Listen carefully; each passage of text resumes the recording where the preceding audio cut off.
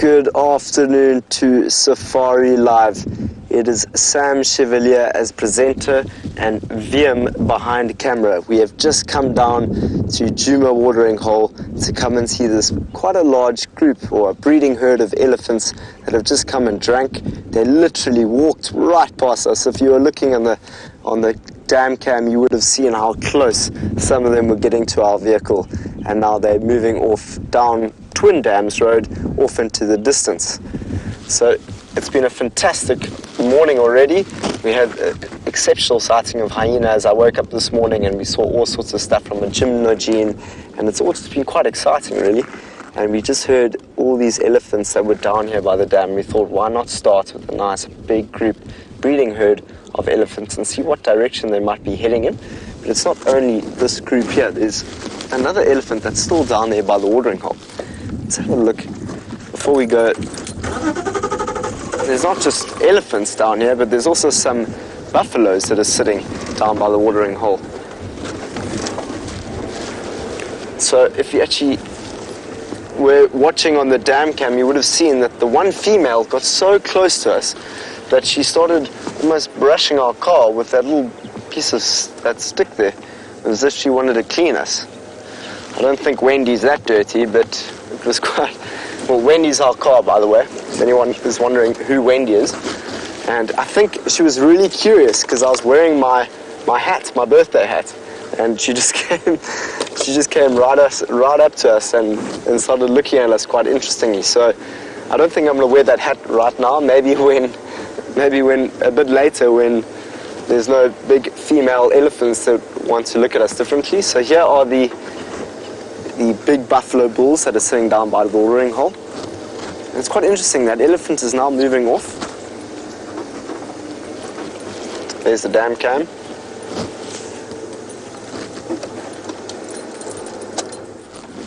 So we have one that looks like a male. So the male's going in a complete opposite direction, and he's not going slowly either. He's really missioning off into the distance there.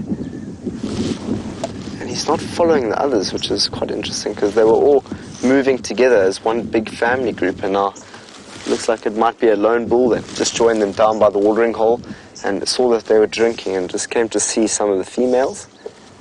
But there is a strong, well, quite a loud sound of the red-billed oxpecker that would be sitting here with the buffalo, because there's one right there on the furthest buffalo in the distance here. You'll just see the silhouette of a red-billed oxpecker.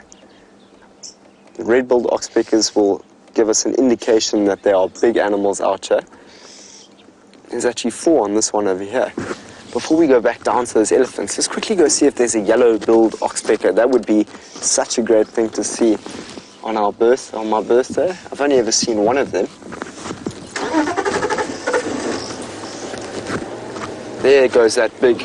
Look how, now you can really see the contrast of how big that bull is while he's inside that watering hole there.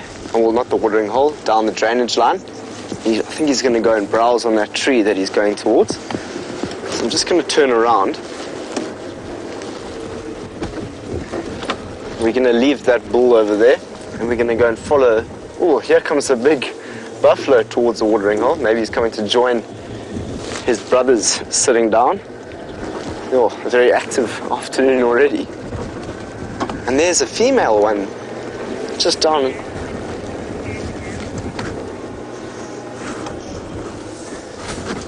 Oh, there's quite a lot of activity out here.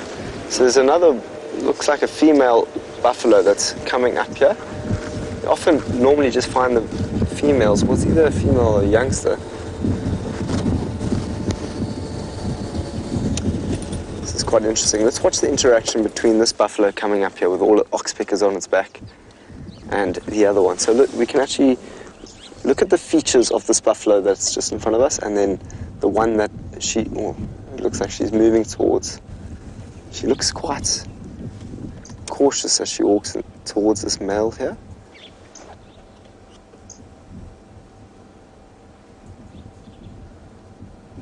Interesting little bit of interaction between the 2 buffaloes. She looks like she's following him, and he's quite an old bull. You can tell that he's quite an old bull just purely because of not only the size of him, but you can see that his skin has been worn down quite some bit. And that's often what happens with these old bulls. They lose a lot of the hair on top of their backs there, and that's why they like to be down in these cold, cooler areas in the watering holes to cover up from the sun and collect some mud on top of their backs. So we'll probably find that this big buffalo will come and walk into this watering hole now.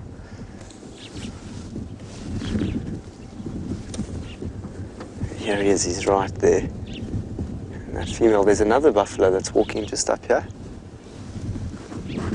So we've got two of the big five that are just walking around drinking, the buffalo and the elephant. So if we're lucky, we're going to see them drink here, and we'll be even luckier if we see them jump into this water and have a nice afternoon bath. Or cool down rather. Bath would be hot. I don't think they would be very comfortable to jump into a warm pool right now. So let's just have a look at those oxpeckers on top of this buffalo. I can't see any yellow-billed ones there. I can see some juvenile ones. Looks like the oxpecker is also jumping to get some water, as you can see there. There we go. There's two of them that are now drinking from the watering hole. So not only is the buffaloes drinking at the watering hole, but so are the oxpeckers. Everything needs water out in the bush, and we're coming to that season, which is the driest season, the winter season. So June, July, August is going to be some dry months, and this water may very well dry up over those months. There you can see this one actually. If we go to the one drinking, you can really see it drinking the water.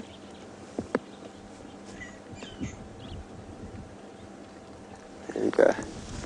So very different to that of elephants that drink at the watering hole, which you would have seen on the dam cam not just a few minutes ago. There you go, you can see him drinking there.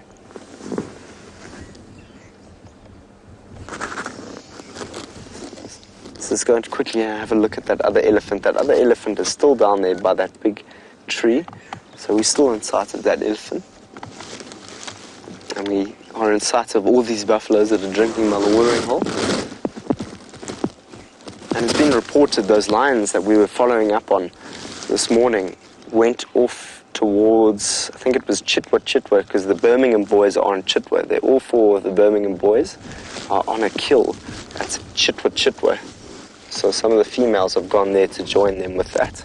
So hopefully, I mean, later on in the drive towards the end, we'll see if we can find them crossing over into our area, which will be exciting to see those Birmingham boys. Maybe they'll get some roars. Then I was wondering that same question, if this is a buff calf here. And I think it is a buff calf. You can see it there.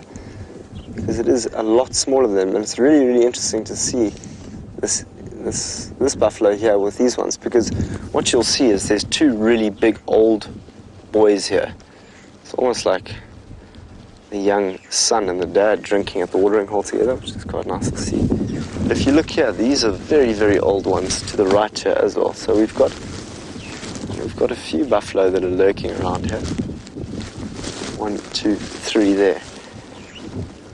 So you can quite easily see the difference between the young buffalo and these other ones.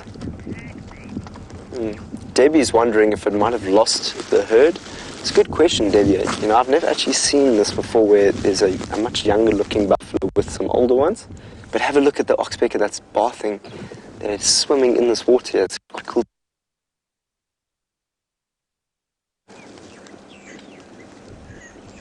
See how useful, how important the water is out here, not only for drinking, but for cleansing and cleaning themselves.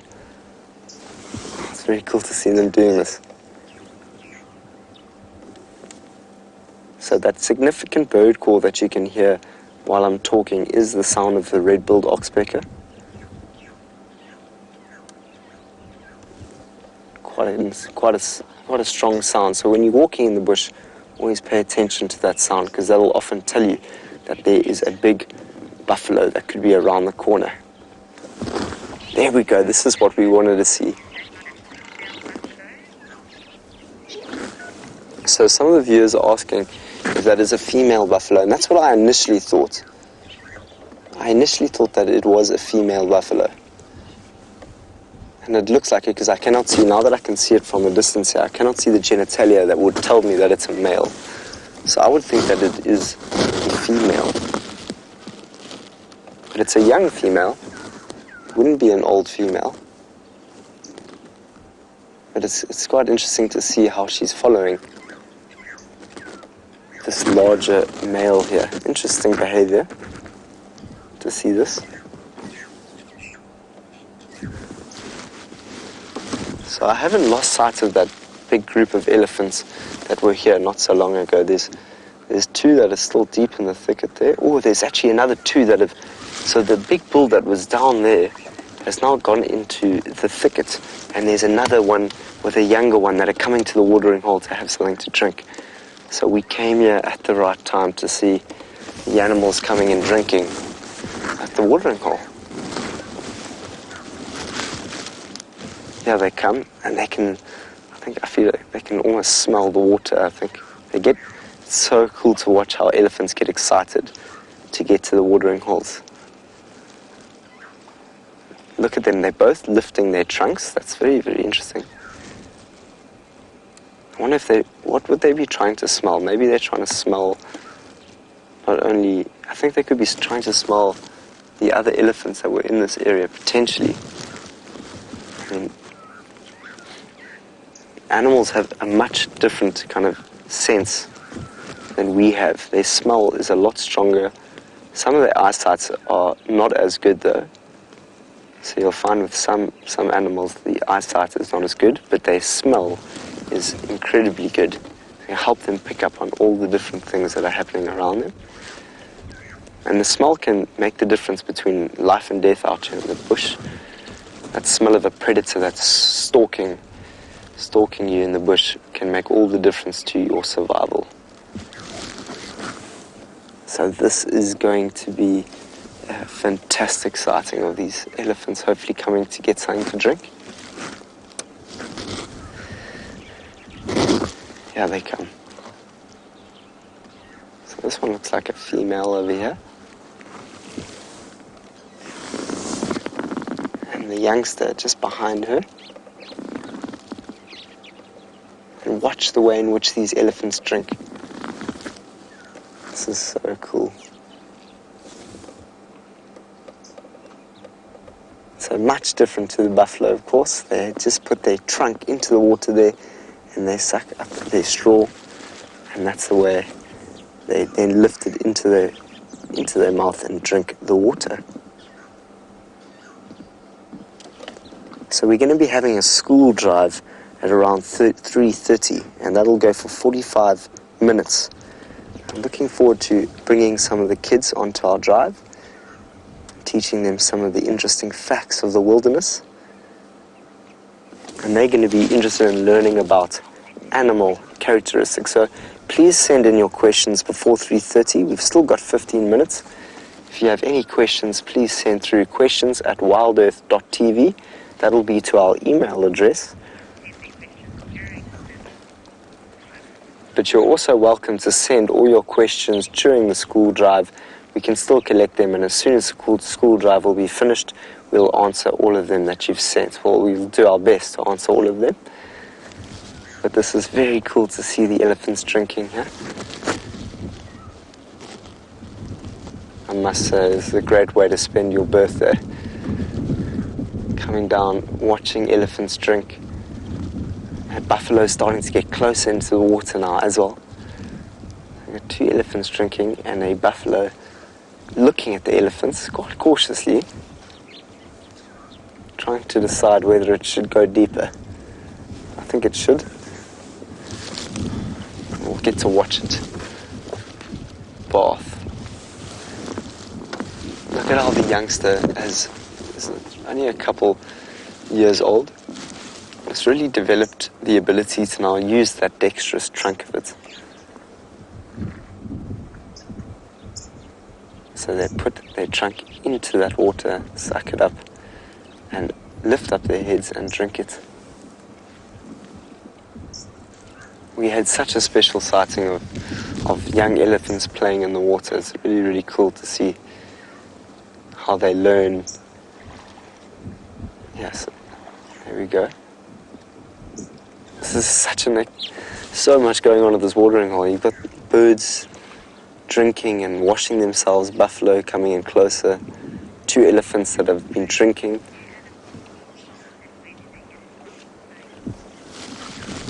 Tony's asking, do animals need salt? Tony, that's an interesting question. I'm sure they do. I've never read a study around the need for animals to get salt, but what I have read is that some animals needs other sorts of minerals which they get from soil. So it's called geophagia, and what they do is they actually eat the soil and they collect some of the minerals from that soil that they need in their body, which is fascinating. And I'm sure maybe salt could be a part of that, those elements that need to be digested. I have seen an elephant once lift up some dirt and put it in its mouth. I wasn't sure why it was doing that. That could very well be why. But the wind has just picked up. All of a sudden the winds have picked up. And there's quite a few clouds in the sky this afternoon. We didn't get much rain the other day. But that's okay, at least there is some water in the watering holes.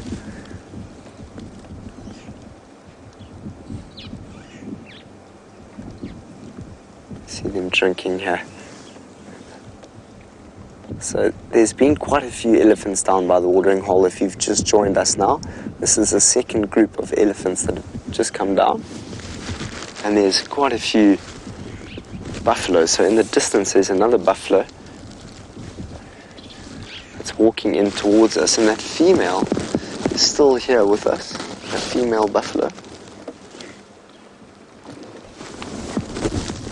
Just to the right of us, yeah? Here she is.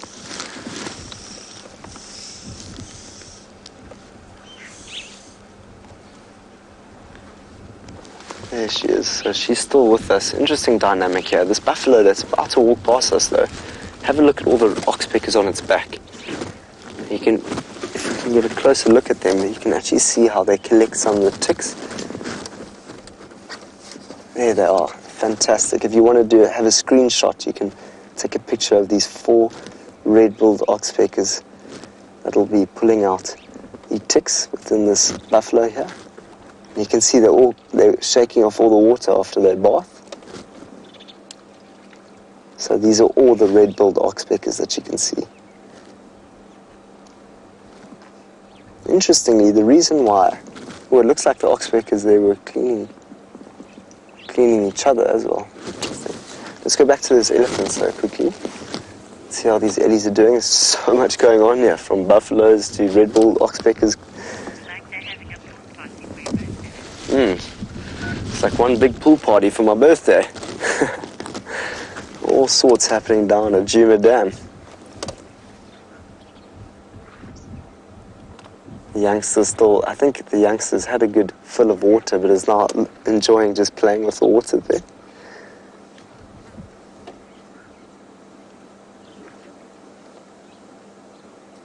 Very cool to watch this. Just blowing some bubbles in the water.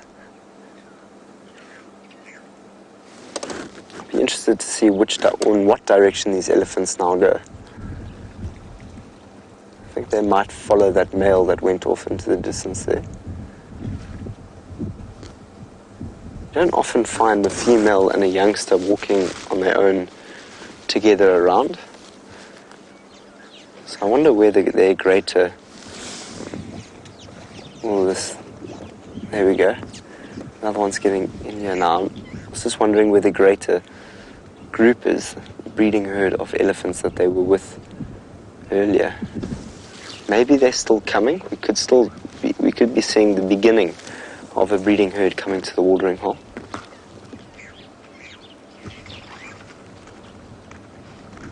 So it looks like the females changed positions of the watering hole to see put her trunk into a new part of the water.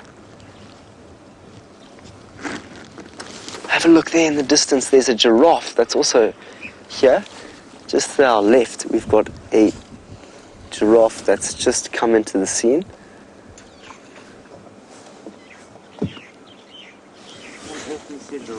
I can just see a giraffe in the distance there to the left that's picking at the tree. We'll come back to the elephant now. I just want to show you that giraffe that's there. There we go. So I just wanted to show you that giraffe. Hopefully that giraffe is going to come through and drink some water as well. So this really is a pool party that's happening, yeah? But while we wait for the giraffe to come back towards us and hopefully get something to drink, let's watch this elephant that's now starting to throw water all over itself.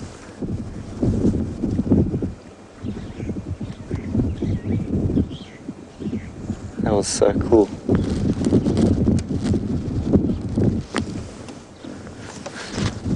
Wow, there is quite a lot going on here. There's buffaloes to the right of us, elephants to the left. A young female calf. Well, no, I'm not sure if that's a female calf elephant there. I can't tell. It's really, really difficult to tell the sex of a young elephant.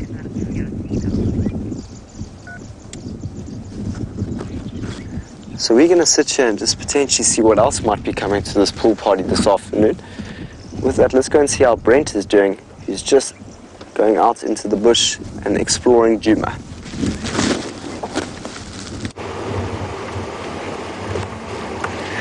Welcome to Safari Live. Sorry about the late start for Dangerous Dave and myself, Brent Leo Smith. We had a little bit of tech difficulties. Fortunately, our tech team was all over it, and it seems to be sorted.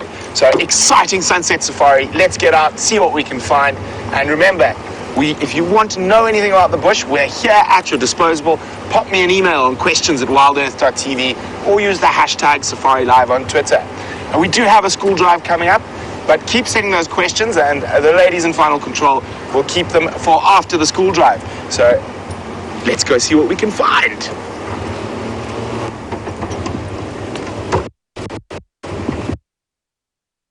So this morning was quite a trying morning when it came to the big cats. We tracked 5 cats off our traverse area. But I am the eternal optimist, and I'm hoping at least one or possibly a different cat might have come back. So I did hear there were some leopard tracks up around Sydney's Dam early this morning, and I'm going to go head into the area to see.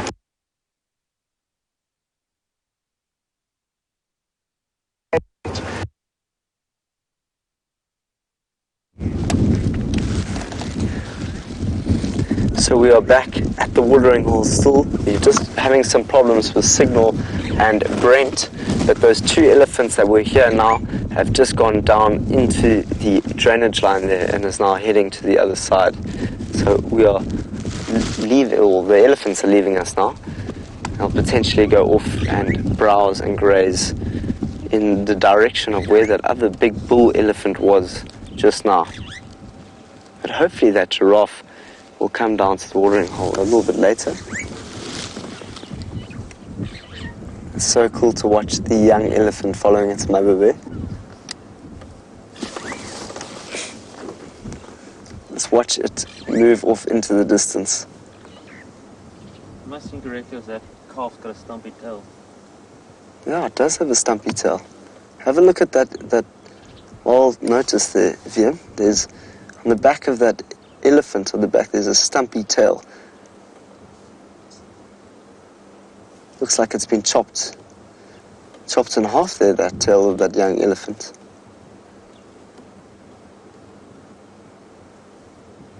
Interesting. I wonder what would have happened to that.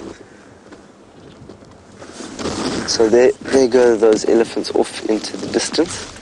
So we're here now faced with a number of buffaloes that are just looking at us.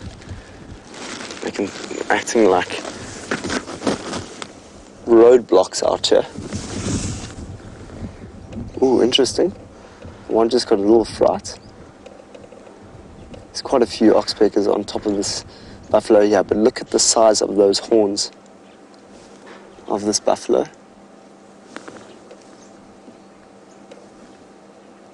So I think he's going to go and find somewhere to lie down.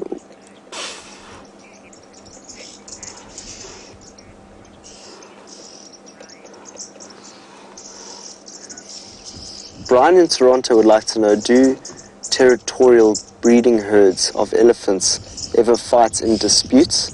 It's a good question, Brian. We were sitting with a breeding herd of elephants at Buffelshoek Dam just not so long ago, just a couple days, and all of a sudden another group of elephants came down to that watering hole, and there was a little bit of a little bit of conflict between what looked like the two matriarchs of those breeding herds of elephants.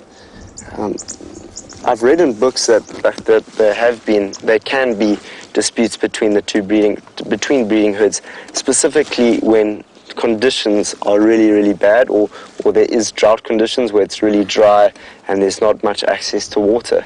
So that's when elephants will become kind of aggressive to each other, when situations are starting to get a little bit more difficult out here.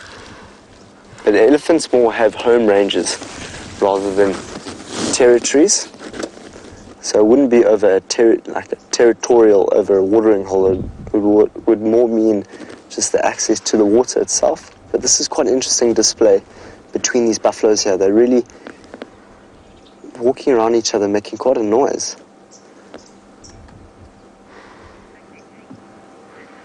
Yeah. It looks like they're moving around doing some sort of Spanish dance between these two buffaloes. Let's see if they continue to do it. It looks like the other one's just walking off now. Today we've seen some fascinating behavior between animals.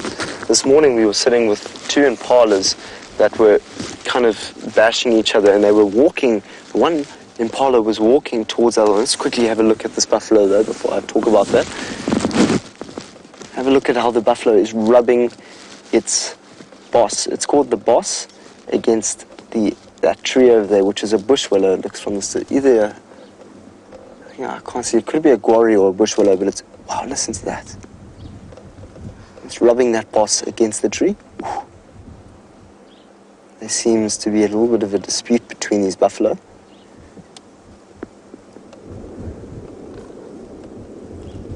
I think we could be in for a little bit of not just a Spanish dance, but a little bit of a little fight between these two buffalo. It seems like they're almost testing each other's size, which is quite interesting. They're quite old boys. As you can see, both of them are quite old. And the reason I say you can see that is because there is quite a loss of what looks like fur on top of their backs there. And they're, of course, not part of the big breeding herds. So when they get old like this, they become, it's harder for them to keep up with the breeding herds. So they come down to the thicker watering areas to eat on the nice rich green grasses and to drink the water.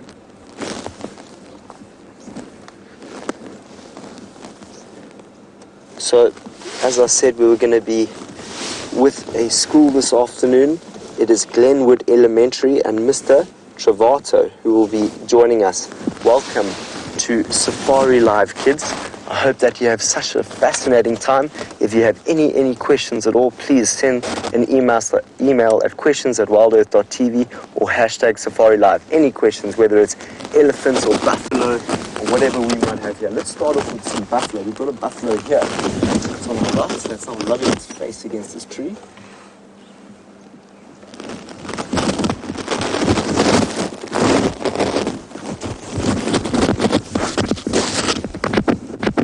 You can really hear how this buffalo is rubbing itself against this tree.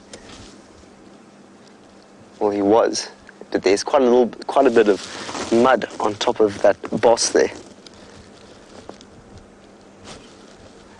Look at that. So that buffalo would have gone down to the watering hole, which is close to us here, rubbed its boss in the water, and now has come towards the trees and grazing. Now we can quite clearly see, as it walks next to us here, the loss of hair on the back of its back. You can see that there's a juvenile buffalo, oxpecker, Very, very interesting, but there's even more interesting displays happening around us. The buffalo just in the distance there is rubbing its boss against that tree there. Wow, this is fascinating to watch. These buffaloes are providing us a lot of entertainment. Here's what looks like a female buffalo that's walking around within these group of males. I think she's feeling quite intimidated with all these males around her, but let's go and have a look at this buffalo in the distance there that is really rubbing its boss against that tree. So sometimes they get lots of parasites in that boss, and they use that tree to rub against and to try and get the parasites out. But we have got a roadblock, as you can see in front of us, so we can't quite get past. We're going to wait for it to move through, and then we'll get there. Actually, let's just go around it. We can go around him.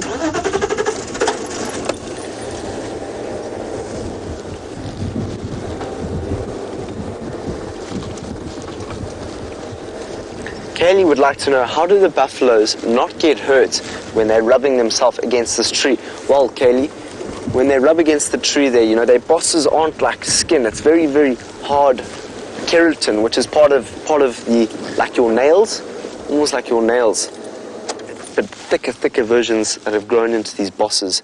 And when they rub it, they're trying to get rid of the things, the parasites inside there. So they don't get hurt doing it. It's a very, very hard substance. Let's have a look at them here. So they're standing in opposite directions of each other. We can just see an elephant in the future, in the distance there. Kenzie would like to know, do buffalo make noises? Yes, they do make noises. We just heard them grunting at each other just now. So hopefully, if we're lucky, maybe while we sit here, we might hear some buffaloes making a noise. There we go. Look at it.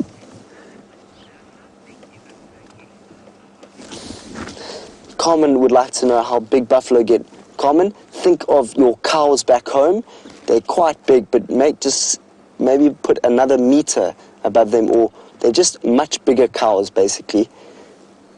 Buffalo. So just bigger cows that are out here on the African bush that have really, really big bosses, which are called horns, Kaylee. So they're almost like big cows, and those big cows are now walking off into the distance there. And I think we should go and have a look at that elephant while that elephant is quite close to the road.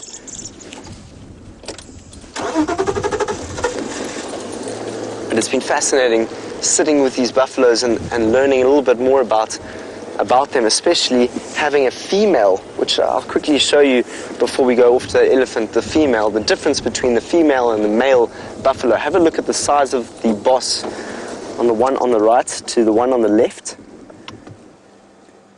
There we go. So that's a female and a male buffalo, and they're actually walking straight towards us, which is quite nice. See, they're quite interested in what we are. Ooh, whoa! Jumping in mobile station.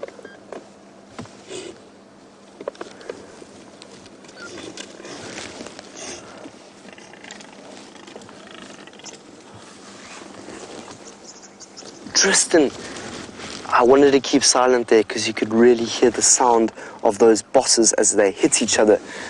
Luckily, we didn't leave these buffalo. Let's see what they might do, Tristan.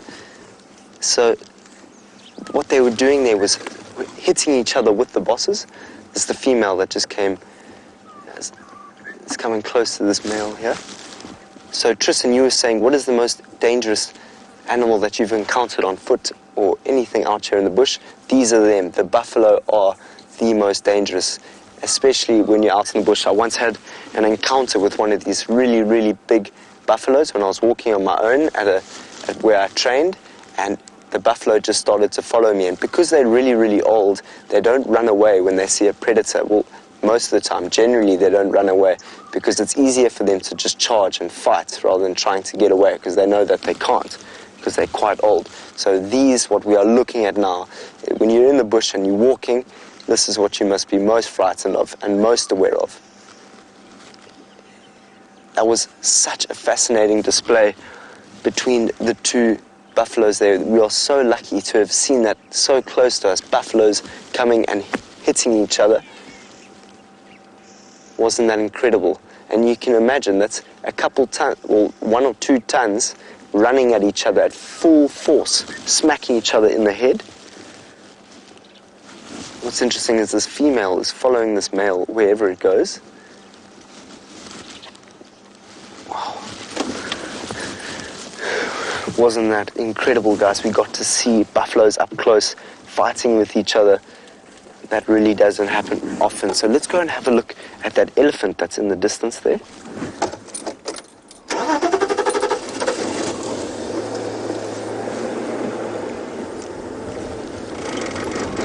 Aidan would like to know, how do we keep the animals from becoming extinct?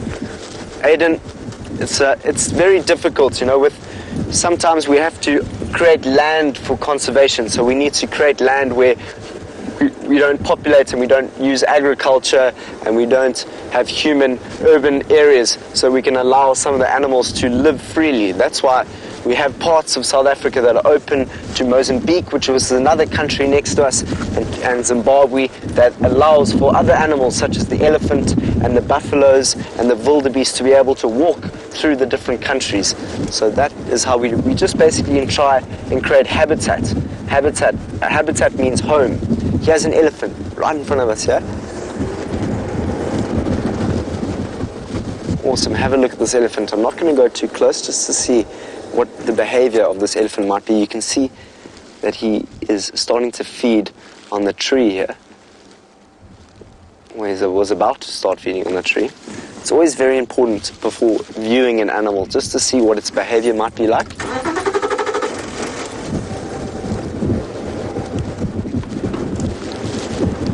Isabella would like to know, what is the most rare animal I've ever seen in the bush? Well, Isabella, I've seen a honey badger. I don't know if you know what a honey badger is. It loves to eat honey. That's where it gets its name from. It follows a bird called a honey guide to the different parts of the bush to eat some honey. And it's a really incredible, really incredible animal to see. So that's the best, most rare bird I've ever seen. So there's this elephant just in there.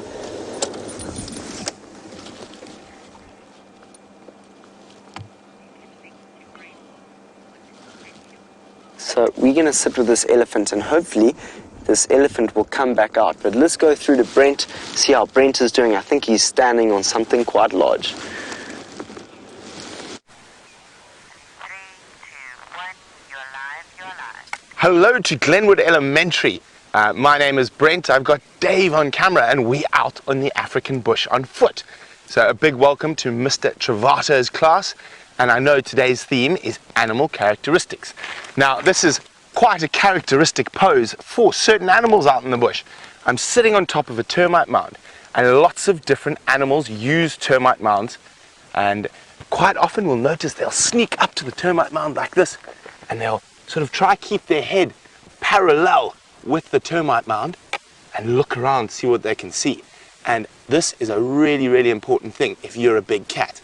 If I was a leopard or a cheetah, I'd approach the termite mound, come up here, look around, see if there were some impala or other animals, which they're not right now, and see if I could find something to eat. But it's really nice to be able to take you guys on a walk, because normally we're in the cars. But the very cool thing about being on the walk is we can see some other animals that we're not going to be able to see so closely on the car. Now Jaden's asking about that termite mound. And he's saying, do snakes live in it? Well, this particular one, I can't see any snake tracks, but there is a scorpion's house. So there's a scorpion that's been living in this termite mound, and you can see by the shape of its hole. So scorpions are not round, they're sort of oblong. So you can see just by the shape of that hole that that's a scorpion's house. But snakes do live in termite mounds. And we'll see if we can find some snake tracks. There were some around earlier today. So let's go have a look what else is around. So Jaden's actually asking a very interesting question. How big can a snake open its mouth? Now, Jaden, that completely depends on the type of snake. Certain snake species are able to dislocate their jaw, so they'll be able to make it really wide, like an African rock python, which is the biggest snake we get here, and it can eat a whole impala, and it can make its mouth very, very wide by dislocating its jaw. So we're going to try see if we can find some snake tracks to show you, and on a nice sandy road like this, there's a good chance we should see some tracks. But you've got to be very careful when you're walking in the bush. I'm using my ears, my eyes, and I'm looking everywhere. Well, Tamir is wondering about what type of qualifications we need to get our jobs. Well, generally some form of bush qualification is necessary. I myself am very lucky. I've grown up in the bush, so there are sort of ranger schools you can go to learn how to be a safari guide, but at the end of the day, there's no substitute for experience and time spent in the bush. Okay, so we're looking carefully for tracks here. So far, only car tracks. So Rihanna is wondering what animals are common around this area. Well, Rihanna, impala, which I'm hoping we'll see, and we can try pretend to be a leopard or a lion and see if we can stalk the impala. But buffalo, elephant, lion, leopard, wildebeest, zebra are all relatively common in this area. Now, since we're on a walk and the cars stay on the road, I think it's enough of this road nonsense, and let's go off into the bush. Oh, look at this, guys. So we found a giraffe. Dave, if you look straight through there, I'm going to point with my stick. And you got him there?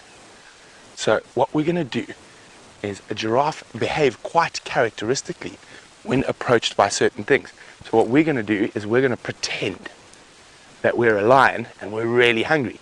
And we're going to see how close we can sneak to this giraffe. So if you're thinking about being a lion, that giraffe hasn't seen us yet. And we've got the wind in our favor. So what we're going to do is we're going to sneak like a lion now. So we've got to get low. We're going to go and we're going to try to keep behind all the little bushes. So I'm going to start talking a bit softer. And if we're lucky, sometimes giraffe, because they're so tall, they spot things from far away. And if we sit down, he might walk up to have a closer look at us. Oops, there goes my radio.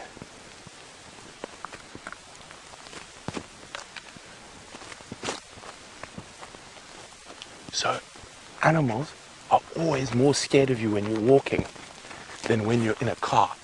Now, that's because people, like lions, are a predator. So they have an instinctive response to us. Oh dear, have we been spotted? Oh no, we've been spotted.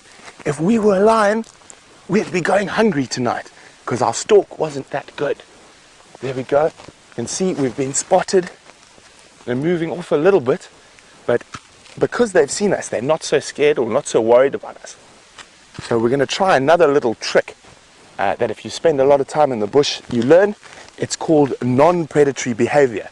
So we've been behaving like a predator, and that's made the giraffe move a little bit away. So now we're going to behave like a predator who's not interested in hunting. So we're going to stand up nice and tall and walk. And we're going to try to walk to a termite mound down there, and then we're going to sit down and see if the giraffe come closer to have a look at us. Doesn't look like my trick's working though.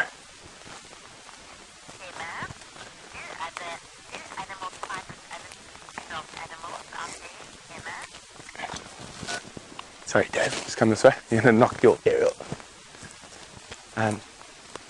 So Emma's wondering, do different animal species fight with each other? Yes, they do, Emma. Specifically, since we've been talking quite a lot about predators.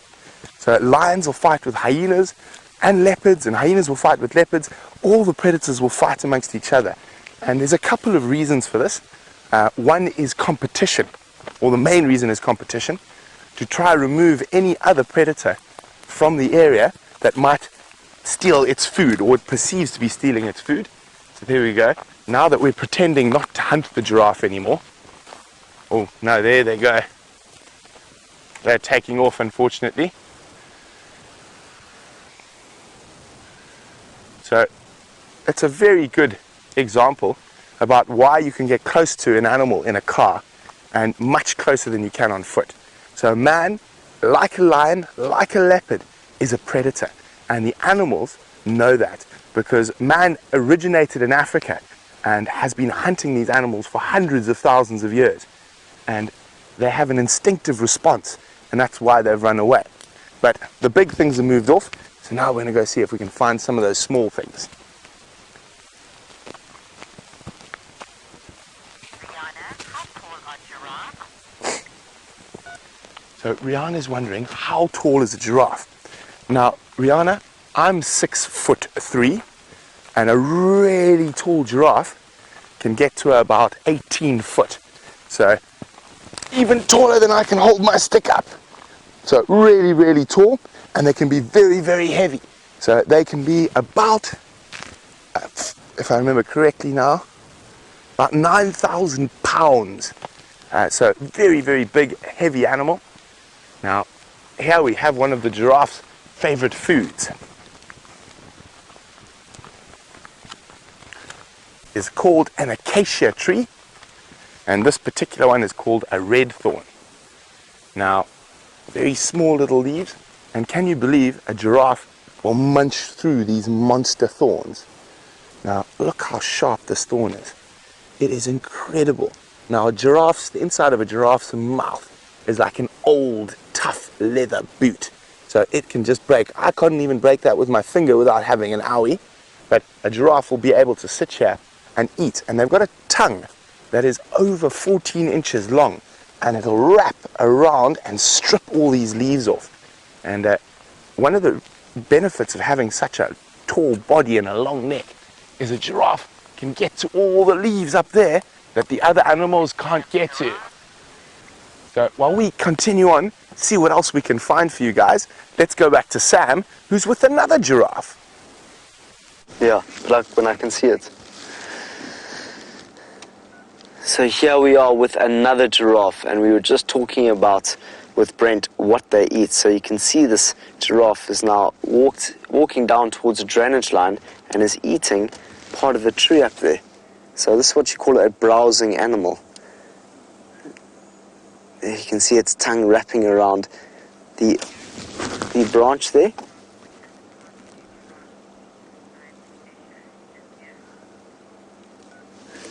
Amir would like to know, what other types of plants will a giraffe eat?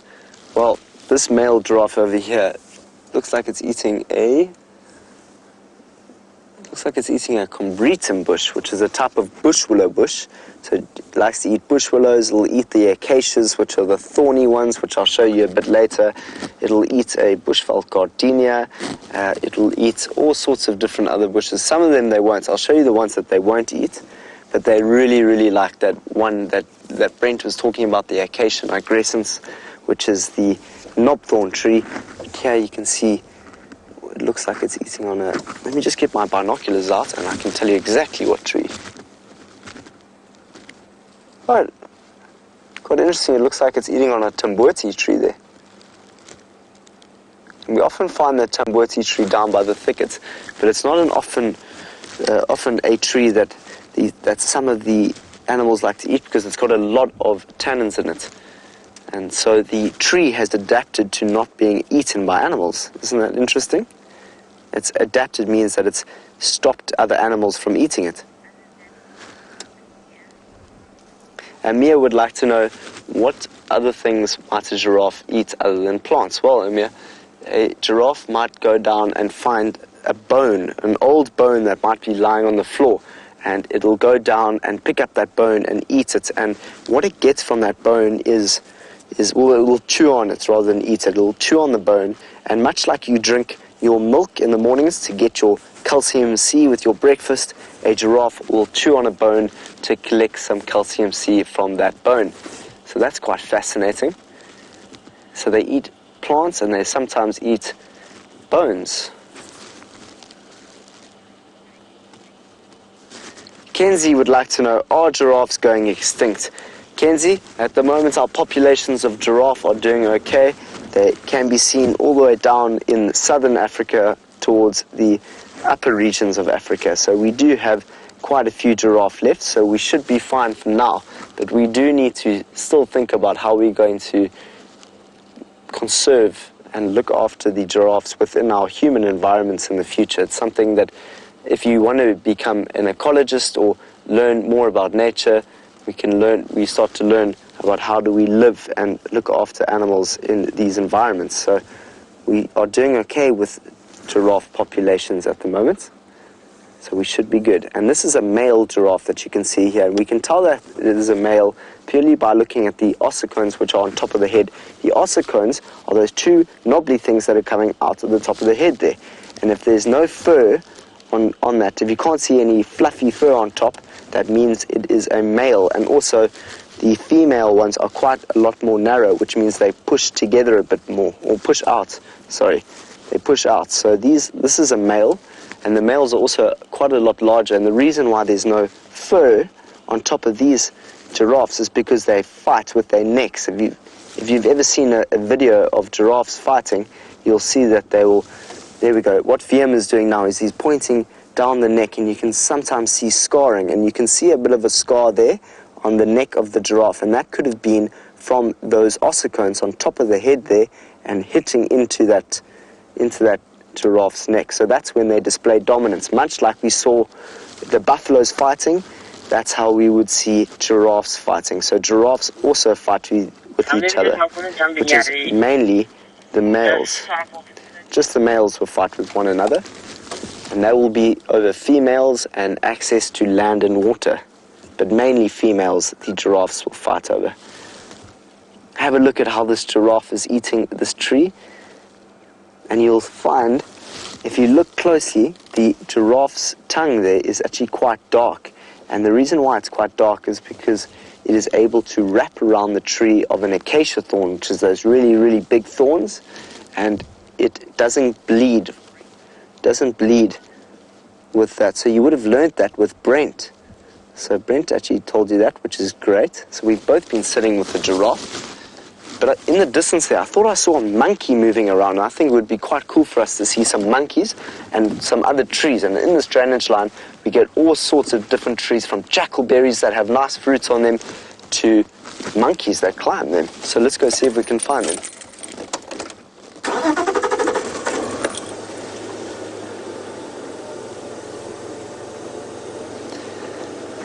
So the giraffe's having a look at us now. So Serenity would like to know, how do we stay safe out here from the animals? How do we know that they won't hurt us? Well, Serenity, it comes with a lot of practice in terms of living out in the bush and learning about how animals behave. And you can always tell if an animal is upset with you. So it's very different being in the vehicle. As you can see, I'm in the vehicle at the moment, and they are a little bit more relaxed with the vehicles than they are with people, because of course, people in the past have hurt animals before, and so they've created a memory around people that they must run away from them. So if this giraffe had to see me standing where I am now when I'm not in a vehicle, let me just switch this off, when I'm not in the vehicle, it would run away straight away. So there we go. So we just have to it's all about communication and learning from different animals and learning what they're feeling. So elephants will show you when they're not feeling very happy. So here goes this. So Brent is with a caterpillar. Let's go and see what that caterpillar looks like. We're going to go and see if we can find some monkeys. 3, 2, 1, you're live. Look at this. So as we said, it's not all about the big things. Oh, look at that behavior. So what happened, it just picked up a bit of my breath. The carbon dioxide caused that caterpillar to react. So this is a little moth larvae, and you can see he's very hairy. Oh, look at that. Now, if I was a bird, that's to put me off. It's to try make sure that I know that I don't taste nice, or I've got spikes on me, that I'm being threatened. But you can see, that's why you have a lot of these little white tips and black. Anything dark or very light is what we'd call aposematic coloring. So it's warning colorings. And you can see, because he doesn't really fit the camouflage with the tree that he's in, but really, really beautiful little caterpillar. Now, we did get asked about some flowers.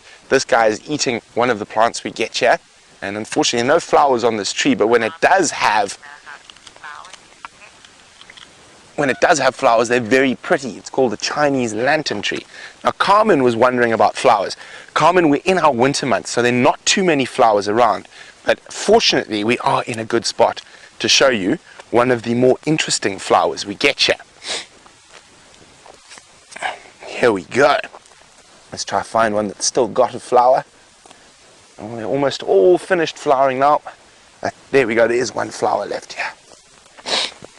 Let's have a look down here. So here we go. There's the one little flower. Now the rest of these flowers have finished flowering. Now this flower doesn't even have an English name. It's only got a scientific name. It's called a Wildtharia. A Wildtharia indica, this particular one. Now, the really cool thing about this flower is that it's a very special flower to one type of butterfly. So this plant is poisonous, but the butterfly caterpillars, similar to the one we've just seen there. So the adult butterfly will lay their eggs often on the underside of the flower, of the leaf, and the babies will hatch here, and they'll eat this specific plant. And they get hydrogen cyanide poison from this plant. So the acria butterflies become poisonous when they're adults because the babies eat the poisons in this plant. And that makes them be able to fly around, very relaxed, slow moving wings. They don't have to worry about birds eating them. They're bright orange and black and red, and that tells the birds that this is a nasty tasting butterfly. You don't want to try eat me. And they are very poisonous from eating this particular plant.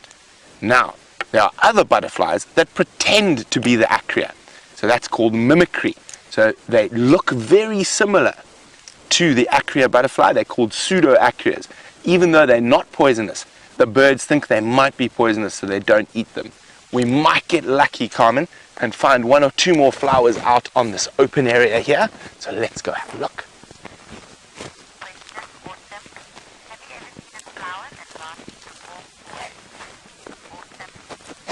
Well, Autumn is wondering if I've ever seen a flower that lasts through all 4 seasons. Autumn, unfortunately not. We do have one really cool flower that is our only winter flowering plant, and that's called calancho. But it's a succulent, so it survives in very dry climates, and we can get very, very dry during our winter months. So far, the only flowers I'm seeing, all the wind's caught it, let's just wait and be patient. So that is a different type of poisonous butterfly, not the acria. I don't know if you see him. We're going to try to wait for him to land. There we go. You got him, Dave? Okay. See this little tree here? Come down to the right. Let's go try to get a bit closer. Let's see if we can find this beautiful orange butterfly. Okay. Oh, one step too many. So there are quite a few butterflies. We're just going to let them settle before we chase after them. You got them there, Dave? It's 2 of them, a pair of African monarchs. Now you get monarch butterflies in America, and those are also poisonous. There we go, there they are fluttering. You can see they fly very slowly with that nice bright orange colouring to warn the birds that they don't want to eat them. Very pretty butterfly. Oh, there we go, off it goes. Let's keep going, let's keep looking for some flowers for Carmen. If we're going to fly flowers, Carmen, it's going to be on this open area here. These open areas are very important for animals. So it is what we call a seep line, and that's where water comes from the top of the hill and it seeps under the ground. So we've got very sandy soil on top and heavy clay underneath. And this means this area is quite heavy with water during the rainy season. And that means that it's a bit too wet for lots of trees to grow. So a lot of grass grows, and really good grass grows here, so it attracts a lot of the animals.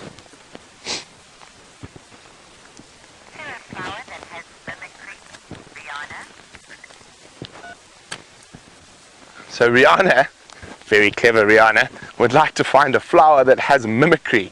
I will try my best, Rihanna, but unfortunately, as I said, at this time of the year, there are very few flowers because we are in our dry season. So in our rainy season, we've got lots of flowers, hundreds of types of flowers, but unfortunately now, turn around there. There we go, there's a butterfly a bit closer. Got him there? There's that African monarch. Whoa, off it goes. Very difficult to film butterflies. Dave is doing a sterling job.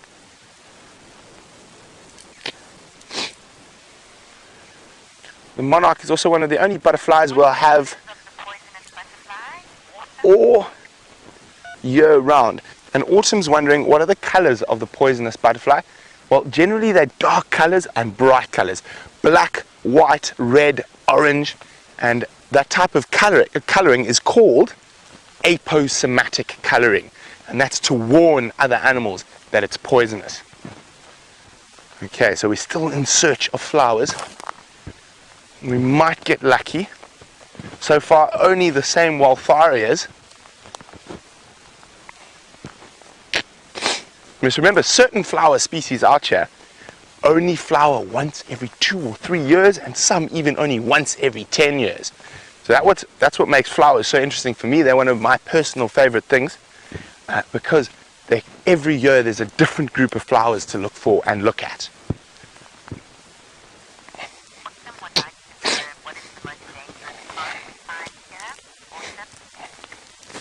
So now what a lot of people don't realize is grass have flowers too, but they're just so small that we can't see them. Unfortunately, these are not flowers, these are seeds, and this is called love grass, and it's named after, I think it's the Greek goddess of love, Eros. So its scientific name is Eragrostis, basically love grass, and this particular one is called saw-edged love grass. Now you do need a little bit of an imagination to pretend that that's a heart, but that's where the name comes from. Okay. Oh, sorry guys, I just have to sneeze quickly. Oh, yeah, lots of dust around at the moment.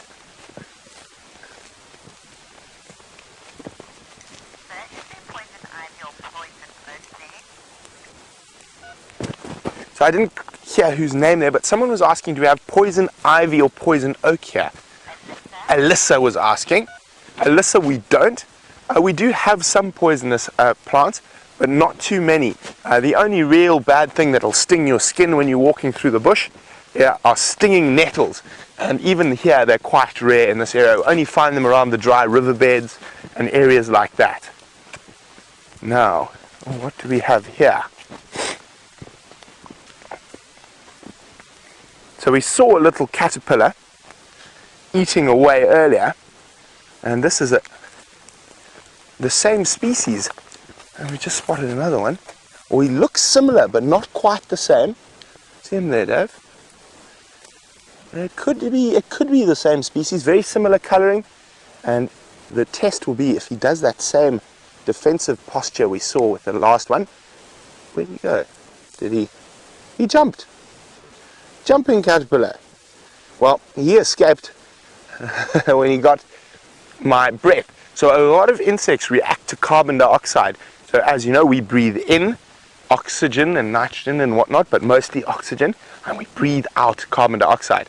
And a lot of little insects and small animals react to that, because when something breathes carbon dioxide on them, it means they're about to get eaten.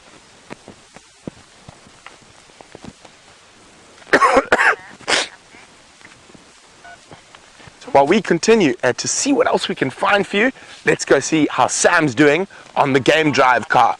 Oh, don't worry, you're going to stay with us for a little bit longer. It seems like Sam has ducked into a hole where he doesn't have signal.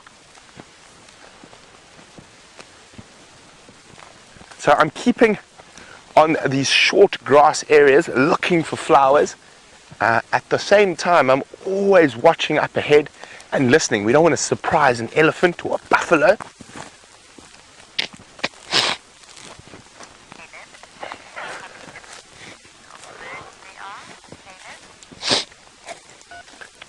Oh, sorry guys, I'm battling here. I'm trying to sneeze. It's just not happening. But have a look here. This looks like it was a buffalo a long time ago, and this is from its shoulder. Would have been like that. It's the shoulder.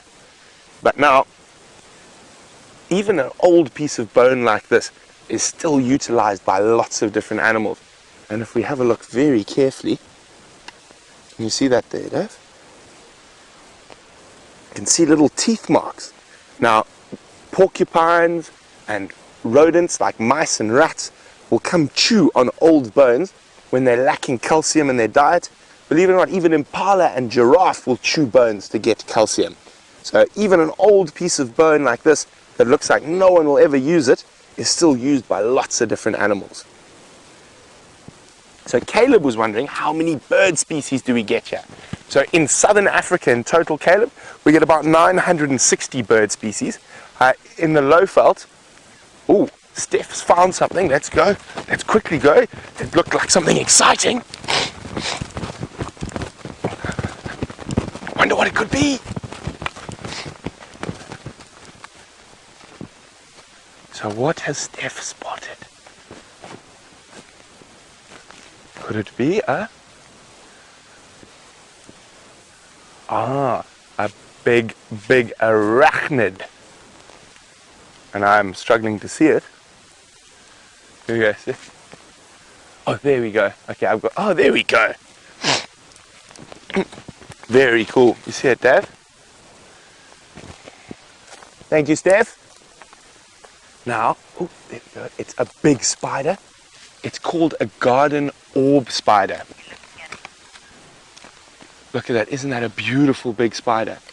Now, there's a very cool thing in the center of its web. Now, it's caught a grasshopper that she was busy encasing. And then apart from that, if we look here, you see there's a zigzag in the web. It almost looks like a spring. And that's called a stabellum. And what that is there for is to make sure birds don't fly through their nest, through their web. So so the birds can see it, and it's to help the spider protect its web. Because for a spider, it takes an incredible amount of energy to spin a web. Now, spider webs are all protein. So if they don't get any food and their web keeps getting broken, it can cause them to become quite distressed. So that's why they put this wonderful, beautiful little zigzag, almost looks like, as I said, a spring in the center of their web to try to stop birds flying through it. So we've got a few different types of orb spiders here. And this is the garden orb. You can see she's got that very sort of serrated abdomen. Now, that is the female. The male is tiny. And the male's got to be very careful, because if they approach the female in the wrong way, they become dinner like that grasshopper. Beautiful big spider. Now, to give you an idea of how big it is, I'm going to put my hand behind so you can see how big she is. And I've got big hands. There we go. But shame, we'll leave her be. Let her finish her spider dinner.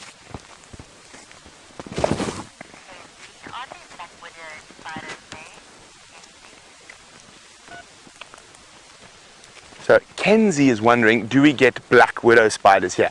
We do, and we get brown widows. There's another name for them, however. It's sometimes we call them button spiders. So the black button spider is quite often referred to as a black widow. And it's a very interesting spider species because it occurs over multiple continents. So it doesn't only occur in Africa. It occurs in the Americas and whatnot.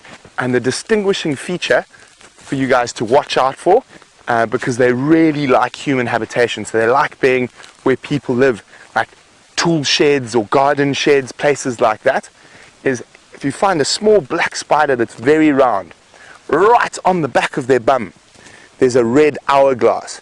So a red, almost 8 shape, and that's how you tell a widow spider. So even the brown ones will also have that red or orange 8 shape on their bum, the black widow and the brown widow, or as the other name for them is, oh, no, I've forgotten completely. But we do have other spiders that are far more dangerous than widow spiders, and they're called violin spiders. And they cause something that's called necrosis. Now, what necrosis is It's a cytotoxic venom. What that means is cell destroying. So we're made up of millions of cells. So if you get bitten around the bite size site, all your cells start dying and basically rotting. It rots living flesh. And it's a very tiny spider that looks almost like a daddy longlegs. And they are one of the more common spiders out here in the bush, but they are very shy and retiring, and they normally can be found under all sorts of little bits of branch and whatnot. But it looks like we're not going to find any on this drive or walk. But guys, Mr. Travato's class, it's been wonderful having you with us on this walk and the drive. I'm going to say goodbye for Sam and myself. And don't forget, you can always watch us on Safari Live, even when you're not at school. But we have loved having you. Until next time, goodbye. Cluster leaf. Hello everyone. Thought I'd quickly just get something from the bush here. I know that the kids' drive is over, but I thought I'd just quickly show you something before everyone has left. I'm sure you guys you've left already. Glenwood has been such a great afternoon with those buffaloes especially. Sorry that I'm squinting. The sun's pretty much in my eyes at the moment. But I just thought I'd quickly show you because I collected them. I had a buffalo thorn that is now getting stuck to my car because it's ow. There we go, look at this. So that is a buffalo thorn here. I'm going to put it on this counter. Please excuse me while I just switch off this comms. So that is a buffalo thorn, and these thorns are quite sharp. If you have a look at them, they really are quite sharp. So sometimes you can stand on them, but it really doesn't feel very nice when you stand on those. But what is really nice, when you're really hungry out here in the bush, you can take one of these leaves, without me hurting myself, and you can eat it. It almost tastes a little bit like spinach. See, I can eat it perfectly and it tastes nice. But I'll show you what I wouldn't want to eat, but it is a really well eaten thing by elephants out here, which is the round leaf teak over here. So this is a round leaf teak, and the elephants love this plant so much. The elephants will come and they'll take the whole branch itself, much bigger, of course, try and imagine a much longer branch, and then it puts it in there and then it just mulls it and chews off all the leaves like that. Or mainly it'll go this way and pull off all the leaves. So that is one way of collecting and eating round leaf teak by an elephant, which is fascinating, isn't it? And lastly, hi there. Thank you very much. Cheers, eh? Are you off on, did you see Karula that side? She's over here. Okay, thanks so much. Cheers, eh? That was nice. Someone just wished me happy birthday, which is nice. And finally, this is the silver cluster leaf. So if you would have seen on my, if you had a look on the Rewild page on my Facebook page, you can see the different types of leaves and the compound structure of different leaf structures. And this is the cluster leaf, which gives name to the silver cluster leaf. I'll put it over here because that makes it easier for them. And this plant is not well loved by all the different animals out here. Why? Because it has a different form of defense. So this leaf, this one has a mechanical defense with all those thorns around there. This one, the silver cluster leaf, has a chemical defense. So this one will try and get away from the animals by fighting it with its swords. And this one will create a chemical within the leaf itself that when you eat it, it's horrible. Your whole mouth just tangs up and it just is not very nice. But it's interesting to think that not only have animals evolved to survive out in the bush, but plants have evolved in different ways to try and protect themselves out here in the bush, both chemically and mechanically. So that was just a little lesson on plants. And we are off now. Let's just take all these plants and take them out of the car. And I'm going to put on my birthday hat quickly, because I think it's cool. So this is my birthday, and I want to wear my hat. It's quite funny, we were sitting with some elephants earlier, myself and Wiem, and I put this hat on, and the elephants, you would have probably seen it on the dam cam earlier if you were watching. The elephants came right up to my vehicle and almost looked at me quite funny and said, how's this guy wearing this hat on his head? It looks quite strange. So I took it off quite gently just to show them that I wasn't a threat. I mean, it is quite a weird thing to see. If you're an elephant, you just see this guy with a cap on and then this huge big blue hat. It almost looks like a horn of some sort. So it's like I'm wearing a big blue horn on my head. But we're off to Cheetah Plains now to see if maybe we can find a jackal on my birthday. I'd love to see if I can find a side-striped jackal or a black-backed jackal. If not those, cheetah. If not that, big open plains. And what we will see is a sunset. So even if we drive there to watch a magical sunset over the beautiful African savannah, I'll be very happy with that. And there's going to be a nice moon out tonight. The moon has been growing bigger and bigger in the sky.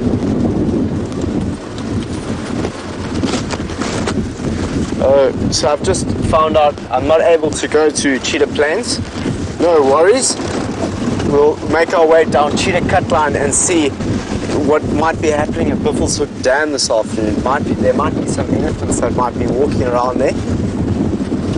I'd like to see some more elephants.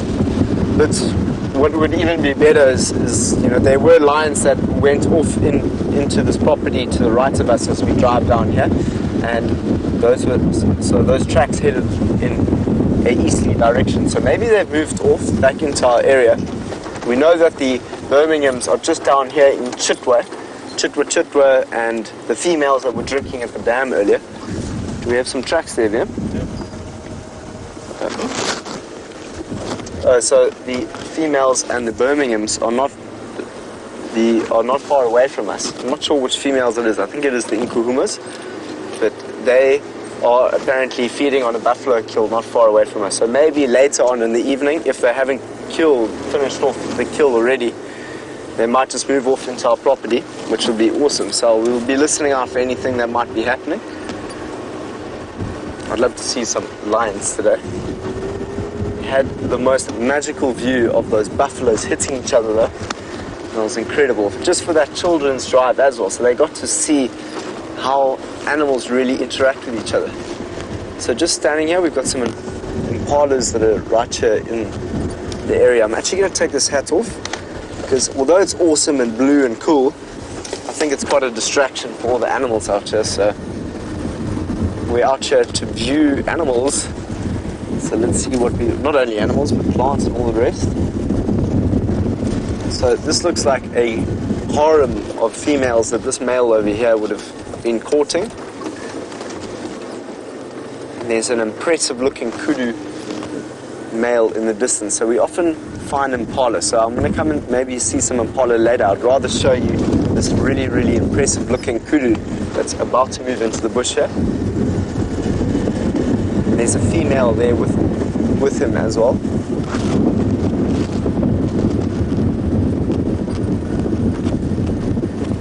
So I noticed that, I know that some of our South African language is not as easy to follow as what you guys could be used to. I know that you don't use the word as well.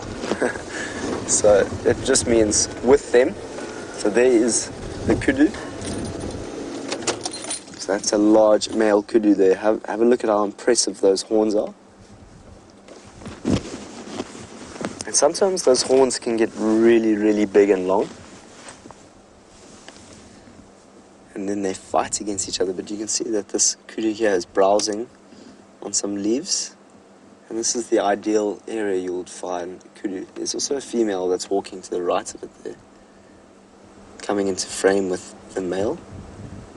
And this is the area that you would find groups of kudus, where there is some thickets. And they've got really, really big ears where they'll be able to listen out for anything that might be moving around the bush. But I was reading a study, I think that's a young male there, actually. So that's a young male there that you can see. There's two little horns coming out there. So one day, his horns might grow much like the elder one that is here. There's the female that's walking off there. So it looks like a nice little family group here, walking together. And I was just saying, I read an interesting study the other night about how big male kudus will fight with each other sometimes. And sometimes when they fight with each other, their horns are so long that they actually become interlocked with each other. And in that process of fighting and becoming locked in, they cannot unlock themselves. So they become in this position where they're trying to pull out of this lock and they can't. And of course that makes it a lot easier for predators to come out and kill. So there's been reports on lions coming and finding kudus that are stuck together like that, and obviously makes quite an easy kill. And that young one has got its ears pointed out towards us, listening for any sounds. So those ears are almost the size of their head. One ear is the size of the whole head of that kudu. And they can move in all sorts of directions to help collect any sound that might be happening out here in the bush.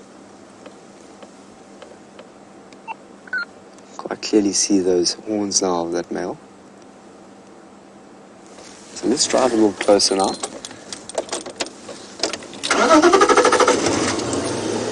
It's quite nice when you start at a distance, because then they start, I feel that maybe they get a little bit more comfortable with us. So as we get close to this kudu, maybe they'll move off. We're going to go towards Buffelshoek Dam to see what might be lurking around there. In the time being, let's go and see how Brent is doing.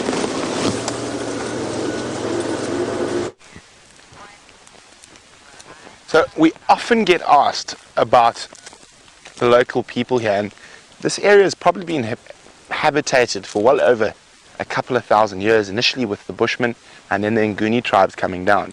And it's not that often here on Djuma we actually find sign of human habitation, but we actually have some here. This is probably not that old, at the oldest probably a couple of 100 years old, but it's really in here. But it's been broken, but it is a milling stone. So corn or maize would have been put onto here, and then if you look around carefully, sometimes you can find the other parts. So it would have been put on here by the ladies and then ground. So you would have rolled with it around a rock, and it's actually worn a section in here. Now I've found some probably about 600-700 years old at home, along the riverbed at home, where there's quite a lot, much bigger, deeper ones. But now the reason we know this is definitely from human habitation and not sort of a naturally occurring rock, this rock has to have been carried here. This type of rock, it's a gabbro rock. Let's see if I can, and they're often very big. Now, so this type of rock doesn't occur naturally in this area, so it has to have been carried here. Probably the closest place that these rocks occur, oh, I mean, look at this, it's actually a massive stone, and that's not uncommon with grinding stones. So I don't think I'm going to be able to dig this out.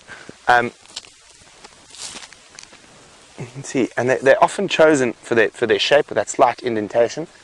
And so this is probably carried, I'm trying to think, the closest place is maybe up in the Manyaleti, probably 15-20 k's, possibly down to the south, sort of, the northeastern corner of Buffelshoek. So this stone had to have been carried here, and it's definitely not going to be an elephant that does that. It's going to be a person. Now, if we had to, I mean, if we excavated in this area, we might be able to find some pottery shards, beads even, and unfortunately, if we think about a lot of the indigenous people who lived in these areas, their housing and stuff was made out of natural material, so it doesn't last. So often all we find is things like grinding stones and pieces of pottery. Now, generally broken pottery, pottery that's been broken and discarded. It's very, very rare to find a completely enclosed pot. Now, I've looked in a lot of termite mounds here, and I haven't been lucky yet, but about 60 kilometers from here, where I live, I've actually found a termite mound that used to be a kiln. So basically an old aardvark burrow that's been dug out, and fire would have been made in it, and then the pots glazed or baked inside there to make them hard. The interesting thing about that particular termite mound is that it's actually also a hyena den. So every time the hyenas move and they dig and they dig up, you find other bits of pottery there. And I actually sent that pottery through to the University of Pretoria, and they're aged at about 800 years old, which is quite old for the Lowveld. So very interesting.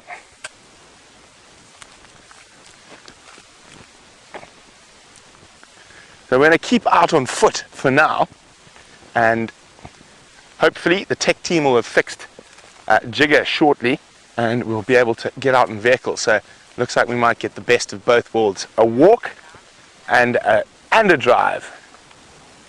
Now,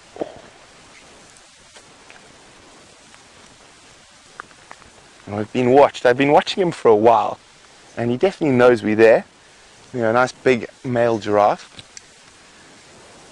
And we're not going to walk directly at him. I don't want to disturb him.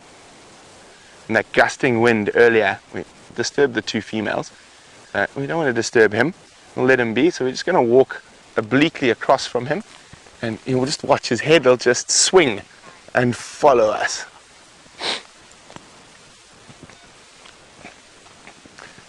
Monty would like to know, do lions hunt giraffe often?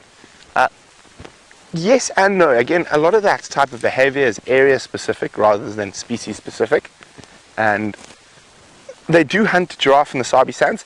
Normally it's more coalitions of males, although it by no means out of a pride like the Nkuhuma's capabilities, but normally it is coalition males. And I have heard of a couple of giraffe being hunted to the north of us in Buffelshoek, but I haven't seen any on Djuma so far. But when I worked in the southern Sabi Sands, the coalition of males called the Mapohos, a very famous coalition of males, actually used to hunt giraffe regularly.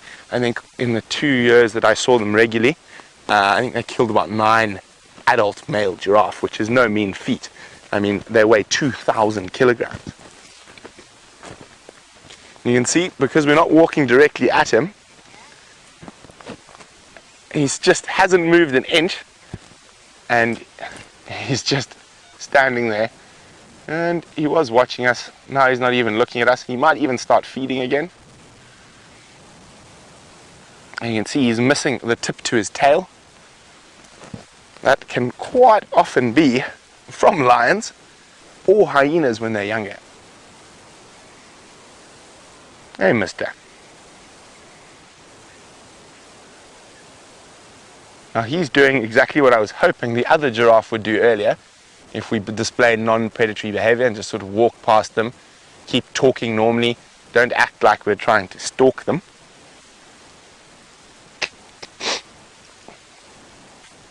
And always when you stop to look at something, we find something really interesting. And before we look at this little flower on the ground, Tony would like to know, can a giraffe, to my knowledge, be ridden by a horse? Tony, I've never heard of it. Maybe you can be the first. I doubt, if you look at that slat on their back, that it would be a very comfortable ride. But probably one of the last flowers we're going to see nice and clearly for the season. And it is a large devil thorn flower.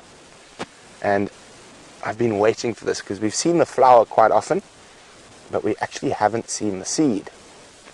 Now, if you have an impish side to you like I do, these seeds are great fun. So they're very specifically designed.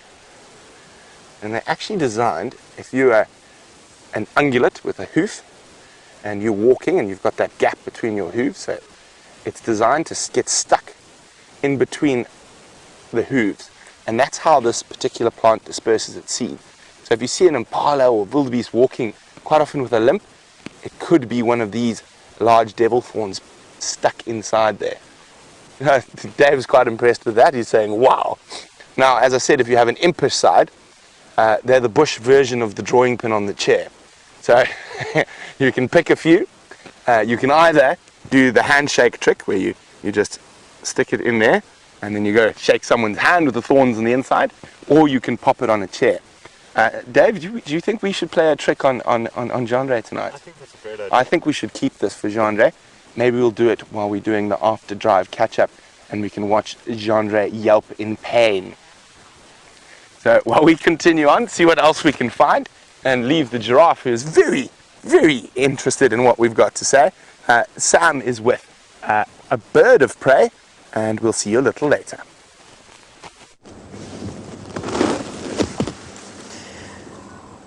So we've been waiting patiently with this white-backed vulture, as you can see here, standing on a knobthorn, an old knobthorn, much like what we saw this morning down by Buffelshoek Dam. So it is awesome to be sitting with a vulture again. And it looks like it has been sitting there for quite some time. So it's a solitary vulture. We can't see any others around us. But now that we have got you here, we're going to slowly move forward towards this vulture. And potentially there might be some more that would be around this area. And maybe there could be a kill there. We never know. That's what vultures do. They circle the skies during the day in the thermals. And then they come down and they feed on some of the old kills that have been around here. So let's move forward slightly. Maybe there's something there. But even better, maybe it will fly off. And have a look at that those wings of the vulture when it flies off. But what would be even better, there's going to be a picture of the moon in the background of this vulture. It will be such an amazing picture. If you want to get a screenshot of a vulture with the moon above it.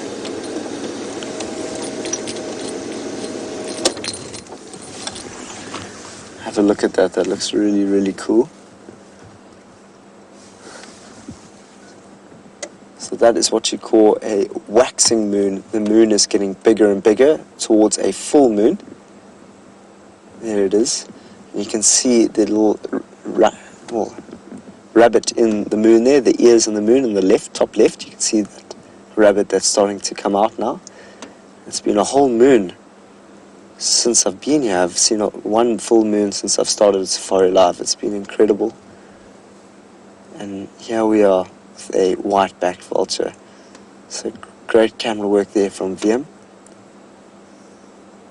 So that's a magical shot there of a white-backed vulture and a moon in the distance. So we are hoping now that we might be able to see some more white-backed vultures around here. You can quite clearly see while we're looking at that head. You can see the beak there. The beak is, you can see it looks quite powerful. Much like an eagle has that powerful beak structure. That is to rip into the carcasses to get to the meat that it needs. And it's not one of the most dominant vultures that you get out here. The most dominant one that we get, which we saw the other day actually, and I was with VM when we saw it, was the lappet-faced vulture, which has a significant red on its beak. And that is the lappet. It's much, much, much bigger than this one. And the lappet face likes to chew and eat on flesh. So it will rip out the skin and that sort of stuff. This one would be eat some of the meat on it. So that is a white-backed vulture. Looked really, really cool with the moon behind it there. Let's move on. Let's go and see what might be at Buffelshoek Dam this afternoon. It doesn't look like there are many other people out. So this property is literally here for us to explore on our own. So me and VM are looking out for any tracks that might be around here. It doesn't look like there are any other vultures in the area other than this one white-backed vulture. No, the trees are looking fairly bare from white-backed vultures. So let's head off. Let's go and see what we can find this afternoon. So this morning, there was quite a significant group of elephants that were walking through here, and we were hoping they were going to go to the watering hole, but the drive ended just as we were looking for them. There could very well be some more elephants down by that watering hole now. But Torchwood is on our right here, and so there are a number of different leopards and different prides of lions that have been moving around this property recently, as well as Buffelshoek. And this morning we drove quite a fair amount of Djuma to see if there were any tracks or anything moving around, and it seemed pretty empty. Both Brent and I looked and searched and scanned the area for anything, but we had such a great view of the hyenas though, which was very cool. So there doesn't seem to be any more vultures. And vultures, as I said, they just can, when you go tracking and looking for bush or things in the bush, tracks and signs, a vulture is a sign of activity. much like a bird is a sign of movement, because they show an alarm display. They alarm at a leopard that will be in the area. So tracking is the art of listening, really. It's the art of paying attention and being aware of what's going on around you, from even a buffalo, the oxpecker on top of a buffalo, to the monkey on top of a tree alarming at a predator below, because monkeys will often alarm at leopards that are walking in the area. Here's a nice looking hornbill, yellow-billed hornbill. A friend used to call it a flying banana. So it looks like it's got a banana on its beak, the yellow-billed hornbill. So it's a bird that we see quite often here, but it really, I'm just going to switch off for a second. It really looks pretty in that light as the light shines on that beak. I love the way they walk. They've also got such a fascinating walk, these yellow-billed hornbills. And we get two others. We get the grey hornbill and we get the red-billed hornbill. So the two that we often see are the yellow-billed and the red-billed. The grey, not as often. Let's see if we can find the fun. We get four, so we get the ground hornbill as well. It's the red one. That red beak. We saw that on Cheetah Plains the other day. Alright, so we're going to carry on. Brent's going to I'm not sure where or what he's doing, but I think he's just got one last segment for the afternoon. Let's go through to Brent and see how he's doing.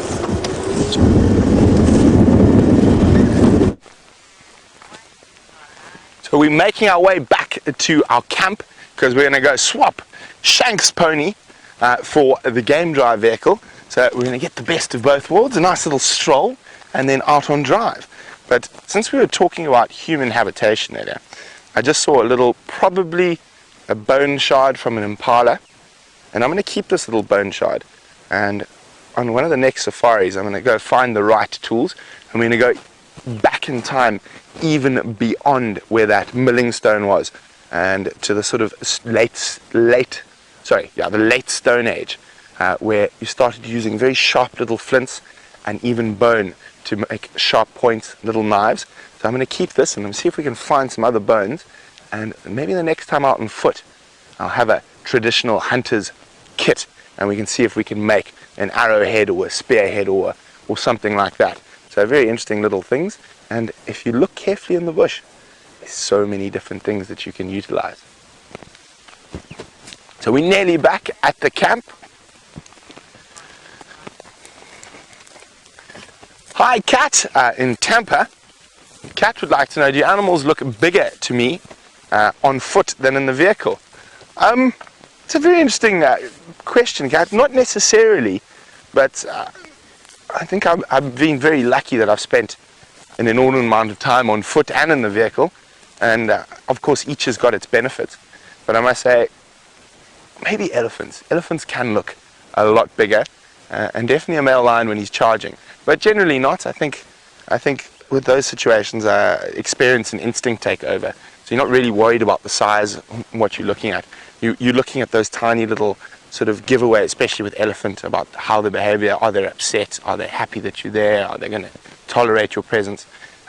Is there a safe escape route? So I don't think you're really thinking about the size. You're thinking about all the other stuff that sort of runs through your mind very quickly. Now, we've just been chatting about human habitation, and one of the best places to look for signs of early man, so going a bit further back than that grinding stone, is wherever you see a little bit of erosion like this. So on these eroded areas, because there could be stone tools from anywhere up on the hill that water has brought down, and it's always a good spot. And I've searched really hard on Djuma, but I haven't found any hominin tools yet, but I'm pretty sure I'm going to at some stage. So every time I walk through a little eroded area, especially when there's nice bits of quartz, just always have a careful look to see if it's a clean break or it's a worked break.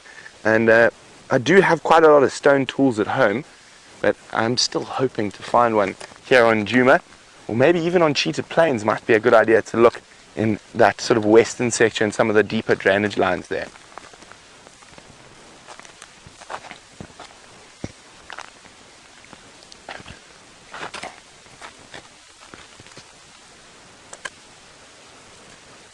And of course, always a good place to look for kitty cat tracks, although the kitty cats are proving to be a bit difficult. As I said, I'm hoping the shaving of my weak attempt at a beard will bring the cats out.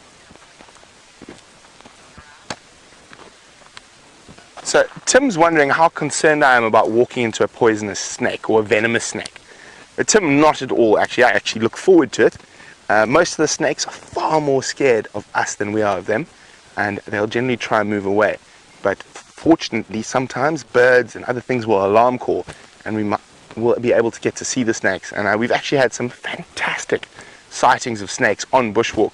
In particular, the boomslang, and which is basically translated to tree snake, which is a backed fang venomous snake, but poses very little threat to humans. We spent an incredible, I think it was about half an hour, 45 minutes, watching this boomslang hunt through the trees. So I really like seeing venomous snakes. We've seen some really great mambas, some puff adders. Trying to think what other snakes we've seen on bushwalk. So, Tim, just to make you short, venomous, so snakes, scorpions, spiders, is different from a poisonous thing. So poison is ingested, you have to eat it, whereas venom is injected. So a snake, spider, scorpion injects venom. For something to be poisonous, you'd have to eat it. So if this was a poisonous tree, which it's not, but there is one right here. So let's go to that. So here we go, it's a little Timbuti tree. And if we pull that there, you see that little white spot there. That's poisonous latex. So if I had to eat this, it would be poison. And if I did have to eat this, I would be throwing up quite quickly. Highly, highly noxious. But sometimes poison is medicine. And a lot of the animals, if they've got a bad stomach problem with lots of tapeworms or flukes, they'll eat a poisonous tree like a Timbuti, causing the system to purge. So elephants, black rhino, giraffe, kudu, baboon will all eat the specific tree to help purge their system. I'm not going to need to eat this to purge my system. I think I would be very, very ill if I had to eat even just the smallest leaf. Even if you cook on dry Timbuti wood, you can get sick from the smoke that goes into the meat. And even if you just smell Timbuti wood on a fire, the smoke can make you highly, highly nauseous. But fortunately, only people who are not really from the bush make that mistake, and they generally only make it once.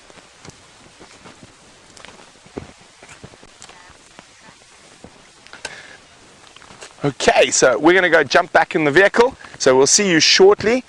In the meantime, let's jump back on board with Sam, who's got some footprints in the sand. Welcome back, everyone. We're here with a zebra track, and I know that James Richard was very keen to see a zebra track. As you can see, it's over here. I'm actually going to use a little stick. That is our zebra track in the middle there. So you can quite clearly see the top there and the hoof structure coming back down over there. So this zebra looks like it was moving in a forward direction. I just drew an arrow. So it was moving in a forward direction up towards Cheetah Cutline where we were just now. But what's fascinating about where we are at the moment is the sun is coming from that direction. And this is one of the best times to go tracking, is during the sunset times and the sunrise times. That's the main reason why we come out at that time of day, because you can see these tracks quite easily. Because when it's at a slant, you can kind of see the shadow of it. So that's why it was quite easy for us to spot. But we also just saw a leopard, not so fresh, probably about within the last 12 hours that leopard walked there, which is just up there. So we're going to follow the tracks that come down here. Look like the tracks headed off in that direction of the leopard. So we're going to go around and see what we can find. But I just spotted this as well. And this over here looks like the urine from the zebra. So that very well could be the urine of that zebra. And it looks like it was quite a few of them, because when I'm looking down the road here, I can see quite a few tracks. So it looked like it was a dazzle of zebra that came and walked up here and urinated where I just pointed, which was fascinating to see that. So there we go, James Richard. There is your zebra track. Let's head off towards the sun and see what we can find. I know that Brent has left us on the bushwalk now, so we'll be driving for quite a bit and seeing what we can find. So let's have a nice slow drive towards Buffelshoek Dam. Potentially there might be something there. Elvis looks like he's about to fall off. Let's put him back on nicely there. It's Elvis the Ellie. Elvis, which way should we go? Should we turn right or left? Well, we're going to Buffelshoek Dam, Elvis, so we have to go right. Towards the sun we go. It's been a fantastic day today. The sun has been great. It's just been quite warm, but not that hot. Went for a nice long run today, probably about 5 kilometers. Right, so we're going to leave that sun for a bit and come down here. Albeit would like to know, how do we tell a track, or a newer track from an older track? So, albeit there's a number of signs that you can have a look at. Often tracks, you'll find there's a lot of sand on top of that track that would have been maybe from wind that's blown into that, so you'll find some rubble. Sometimes also you'll see that there will be leaves in it from elephants walking past. Sometimes there's another track on top of that track which will show you that it's older, and yeah, sometimes there's tire tracks on top of them. So there's all sorts of signs and that will show you that a track is older, but when it's new and fresh, there's a look about it. Would you agree, Jim? There's that look where it just looks like it's just been printed in the ground. You'll just see that perfect indentation. So what we saw there was not a perfect indentation of a leopard track. So it looked like it had been sitting there for about 12 to 15 hours. Would you agree, Jim? Yeah, about 12 to 15 hours. Last night. So maybe that leopard is in this thicket here. We're not able to drive in there. So what is happening? It's coming to the end of the day. The sun is going down, and leopards are nocturnal creatures. So they might just come down for something to drink in the evening. If we're lucky, if we are exceptionally lucky, that leopard will walk down and get something to drink down by the watering hole. So I'm in no rush to get down to the watering hole. Let's see what we might be able to see on the way here. We've got quite a bit of elephant tracks, some dung in front of us.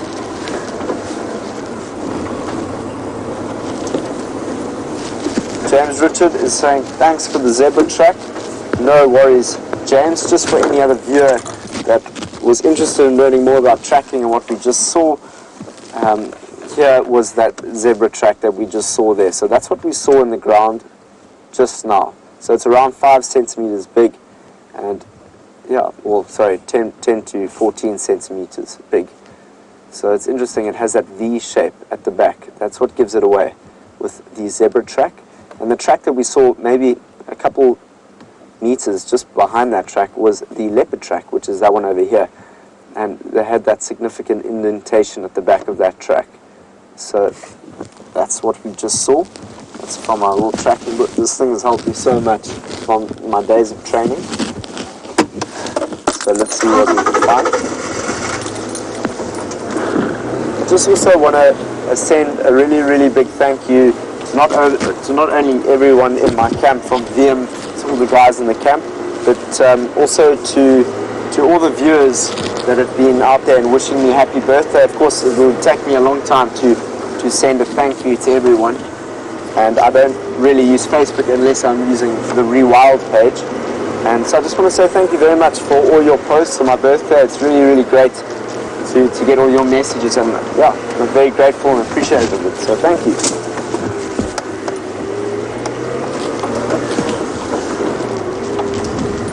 So here we are driving down towards Buffelshoek.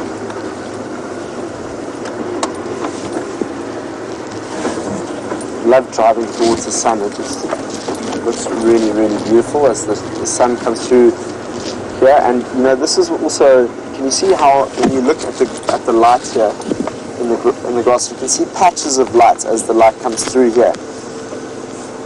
The dappling. Something. So Rebecca, what did you say? Rebecca. Dappling. Oh, thank you, Rebecca. Rebecca said it's called the dappling of the sun. I thought you said dappling of the sun. Well, when you have a look at You know, many of the species out here, from the bucks that like to live out here, like the bushbuck, the nyala, and the kudu, they have that dappling effect on their bodies, and that's what helps them kind of sink into this environment, especially at these times of day. They look like they've got all that dappling on their coat. So if we see a kudu and a nyala, I'll show you how there's little white spots around them. It helps them give that effect. So it's all about camouflage out here. Smelling, camouflage, to get away from the big predators such as the lion leopard, the wild dogs. So there is a lot of evidence here, not only of zebra, and this dazzle of zebra have been moving through here. There's lots of evidence here of elephants. But we were talking about how do we tell the difference between, you know, dung or tracks that are fresh and not so fresh. Well, dung can also tell us a lot, and you can track by looking at dung. And if you pick up a piece of elephant dung, you'll find that it will be really, really dry inside if it's old. And if it's quite fresh, if it's fresh dung, like it's moist and wet, that means that the elephant was passing by quite recently. And from what I'm seeing with all this dung here, it looks quite dry. So these elephants were here quite a while ago, maybe two days ago. We are coming down to the watering hole now, slowly but surely. Just looking into the bushes left and right, just in case something might be lying up in the bush.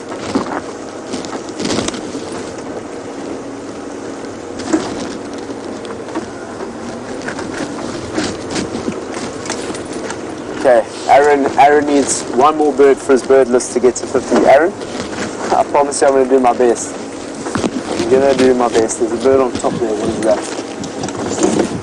That looks like a starling from here. Yeah, I think it is a virtual starling. Hold on. Could be a jongo. From this distance, no, it's a virtual starling. I saw that iridescence there. So I'm sure you've got that already, Aaron. Let's continue. So we're down by the watering hole, Aaron, so this is probably the best place we can find a water nesting bird. This is where we saw the gymnogene this morning, which was so cool to see that gymnogene jumping from tree to tree, and it was getting mobbed by all those drongos. So at the moment it looks pretty empty here down by the watering hole. Let's see if we can spot anything. So there's a bird that's running around the bottom there. Let's have a quick look and see what that is.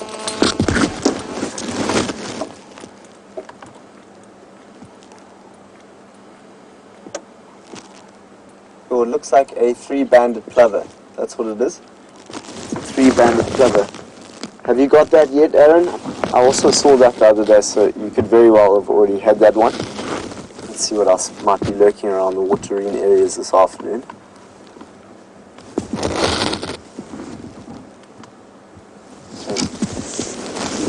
It seems quite empty out here, but maybe if we drive around we might hear or see something.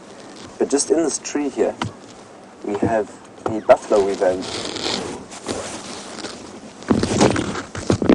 Ooh. Sorry about the scratching sounds in the sound there. My lapel just fell down from my shirt, so you should be able to hear me well. There we go. So now there is the buffalo weaver nest, the red-billed buffalo weaver nest. So I'm sure you've got this bird already. There's two actually on the right here. If we look into the tree here, there's two red-billed buffalo weavers that have just come out the nest.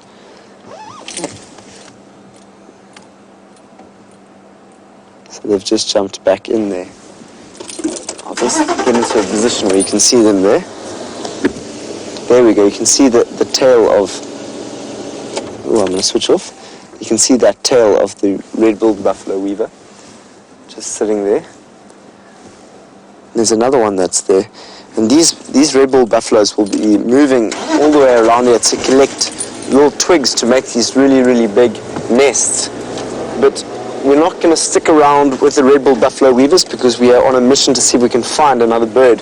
There goes the sun today on the 17th of May, which has been a fantastic day.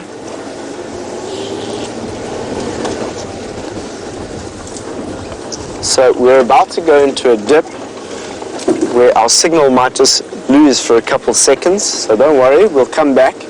This dip goes down into the drainage line and then comes back out on the other side of the watering hole. So just prepare, we might lose you for a couple seconds, but don't you worry, we'll be back. Hopefully Aaron with another bird. There's a beautiful shot of the sun coming down through these trees. Awesome. There goes the sun. So let's also keep a little bit quiet as we come down here, because there's often something that might be lying down to the left of it.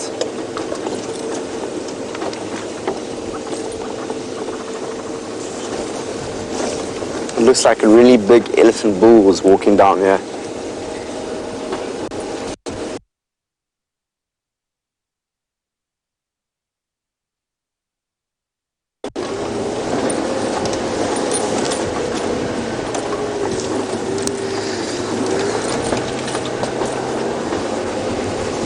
So we're just coming out the drainage line now.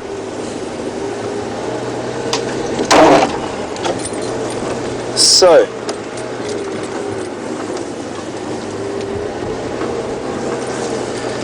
David Strachan. Let's have a look at that view for a second, see if we can see anything. We've got a starling in the tree there. But David Strachan just said, Sam, I saw you eating some plants today. Did you eat a silver cluster leaf, and happy birthday. David Strachan, how's it, my mate? You're a really good friend of mine. He works at London Lozy. Nice to see you and have you on drive with us. I did eat that silver cluster leaf a little bit earlier, Dave, and it didn't taste so nice. But I wanted to show the kids, you know, that the silver cluster leaf really doesn't taste that good, and how it is a chemical defense. So you would have agreed with me, I'm sure, David. Thanks for joining us on our safari, Dave. We're actually trying to find a bird this evening. It seems quite empty out here on Buffelshoek watering hole. But there is a good chance we might be able to find something. All we have to do is be patient and enjoy the drive. So let's go down Buffelshoek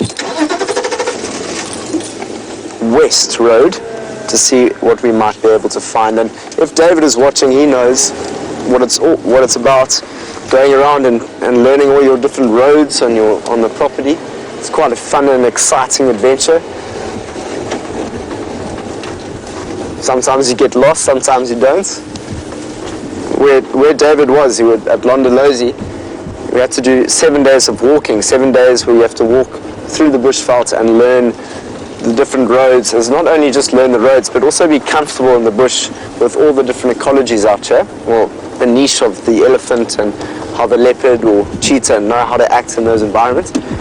And you go out there with a map and you just go, and it's probably the most exciting time of my life I've ever had, to go out into wilderness, into deep wilderness with just a map, and to go looking and learning roads and figuring out all the different species of the bush. It's a huge life lesson that I've had. You know, David's also had that. So here I am learning the roads of Djuma, David. Also Arethusa and Cheetah Plains. Hoping we can find something through here.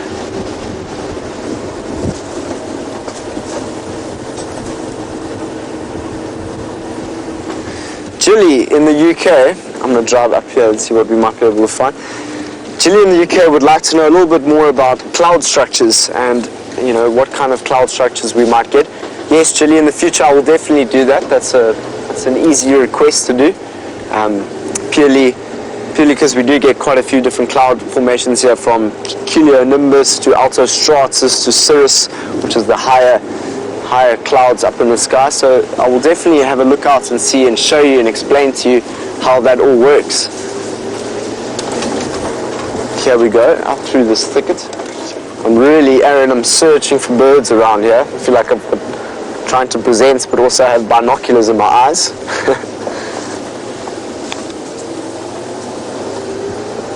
So if I can, I'll show you that silver cluster leaf again that David was talking about, that you shouldn't eat. What you can eat to show people how plants will defend themselves. So this is my favorite time of day that we're coming to now. This evening sunlight as the bush awakens for the nocturnal time. So much as we are diurnal creatures, many, many different nocturnal creatures.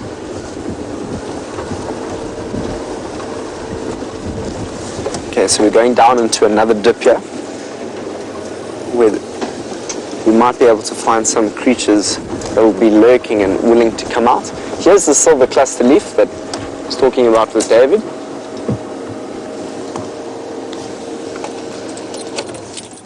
Really is a beautiful, beautiful tree, but those, if you can see that prominent cluster there, and if you take a bite of that leaf, it's not going to taste very nice. So there we go, I've now shown you. So if you come here and you eat a silver cluster leaf, I've warned you that it doesn't taste very nice. So I've warned you twice here and even showed you how it's not nice to eat. So here we go. There's a bird that's just flown into this tree here. Let's go and see what bird that might be with the sun behind it. So we don't have much time for sun.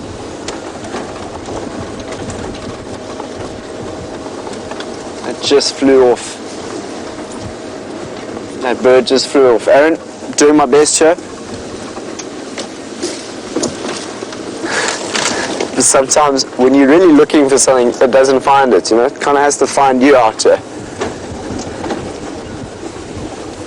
That's what I find so interesting. Some mornings I'll be like, no, I'm going to go find a jackal or something, and you don't end up finding it because you've just closed your mind off just to seeing something. So you have to be quite open-minded to seeing everything out here, because it's all just an open canvas every time you go out. And of course you can track for those animals, but you just never know what you're going to find every day. So you just got to pay attention. Over here we've got a termite mound that is inactive. This is an inactive termite mound over here. You often find plants and trees that might be growing out of it. So that is a combretum tree that's growing out of it, and termites. So termites like to build these big termite mounds all the way around here. We know that it's an inactive mound purely because it has a number of holes in it. So you know that active mounds have dirt over the holes that cover up the holes there. And you can also see quite a difference between the color of the soil, of the patched up soil around the holes. So that is the difference. And of course I've explained a few times within biomimicry how we are learning from the designs of the natural world and applying them to human systems to make our systems a little bit more efficient, you know, from trees to termite mounds, and how they actually built a building that is using the science of a termite mound to try and regulate temperature. Instead of having so many, you know, air conditioners throughout the building, how do you build a building so that it has a natural air conditioner, much like a termite mound? So there's a lot of ingenuity and thought that's starting to come out in terms of how do we start learning from the natural world and learn from the science that's been here for so much longer than us. And that's where my fascination has really come, has been learning about the different species, the animals, the birds, flowers that have been here for a lot longer than us and have survived on their own in these environments. They can teach us a lot. So that's one of my biggest passions. But this evening we'll be very lucky if we can find the Orion's belt that will come out this evening, and the Scorpio's out, and I would love to do a few talks on some of our closest stars. And there's a beautiful sunset that's coming here. Let's go and have a quick little gaze at that sunset.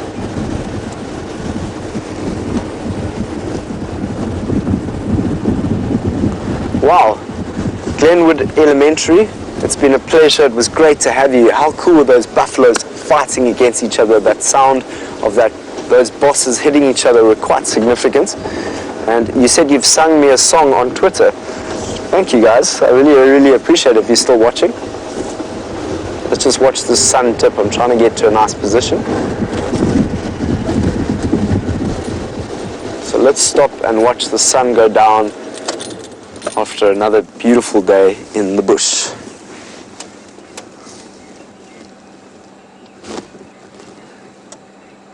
I can just hear the sound of a Shelley's Franklin.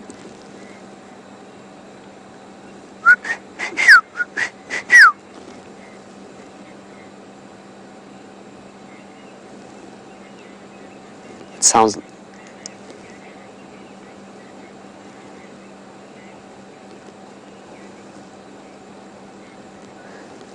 So that sound of the Shelley's Franklin, it sounds like it's saying, go drink a beer, go drink a beer. So that was the sound of the Shelley's Franklin.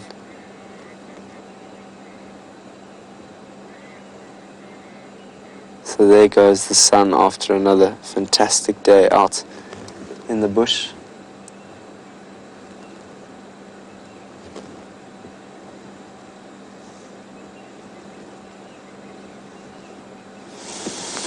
Take some deep breaths in. It's been a long day at work for many, many people, or some people are still at work. And we are watching the last little shine of sun before we come into the night time, and we're going to see if we can find you a bush baby this evening. And James, Richard, Aaron, maybe there'll be a nightjar that comes out, or a water thickney that we might be able to catch, well, not catch, of course, to see. And then we can get your list to 50.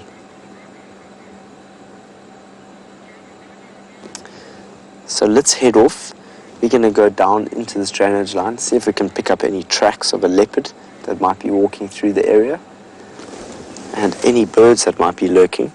In the meantime, let's go and see how Brent is doing. He's now back and up on his vehicle. We'll see you just now.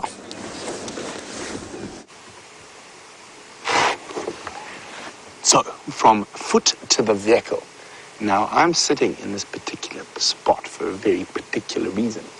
And it's not to sneeze, which is going to happen shortly, it feels like it.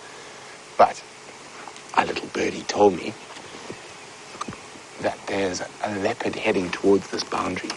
And it's a leopard we haven't seen in a while. So I'm hoping she pops up shortly. I'm just waiting for an update on the radio. So I gave it away. It is a she. Now, which she is it? Is the next question. Very exciting. It must be because I shaved. The leopards didn't like my attempted beard.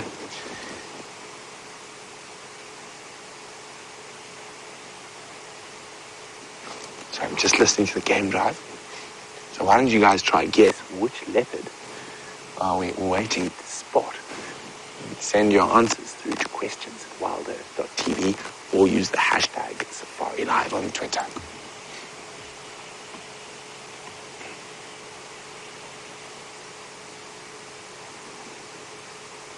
So I'm listening for the vehicles as they move. So somewhere around that group of trees there. And we're hoping she's just going to wander like that. Maybe scent mark a little bit over there. Scent mark a little bit over there, and then come visit us in Juma.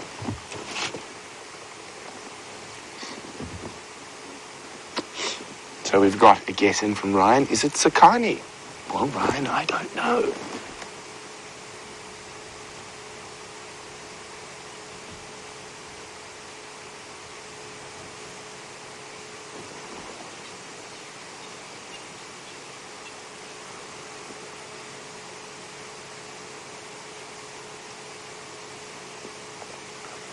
So since we're waiting for a predator, Brian from Toronto is wondering if two predators got into a fight, would one eat the other if it won?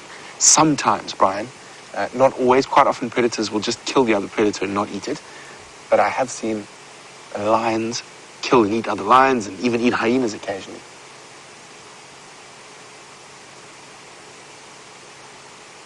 And hyenas will probably eat everything, but that's because they're a hyena and they're the ultimate scavenger.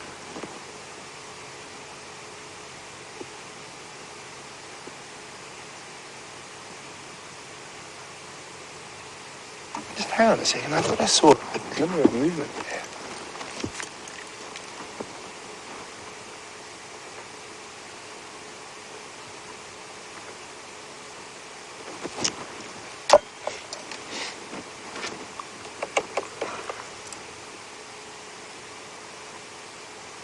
just see what's happening on the radio. I hear a car moving.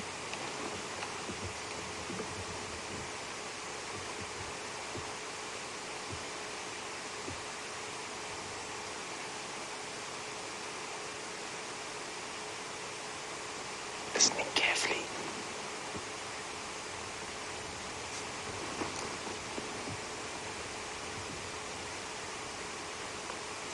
Well, Aaron thinks it could be Tundi.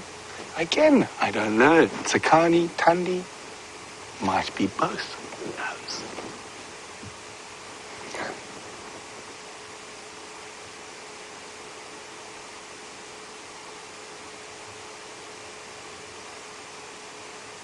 Sorry, guys, I just need to listen carefully to this for a second.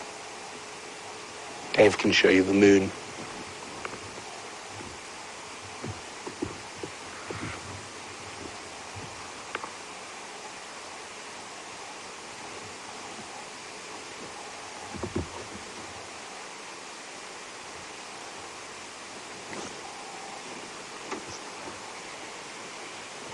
Sorry about this, but I have to listen quite carefully. It's quite a lot of vehicle movement and quite a lot of vehicle chatter.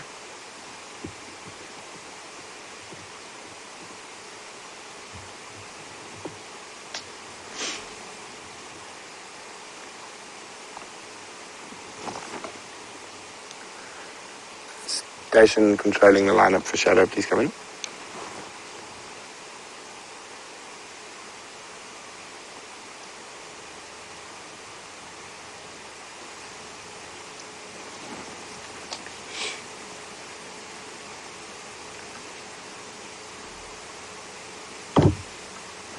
Sorry guys, lots of radio chatter. I'm just trying to make sure we get this exactly right. And I think I gave it away. I did, didn't I? Dag nabbit.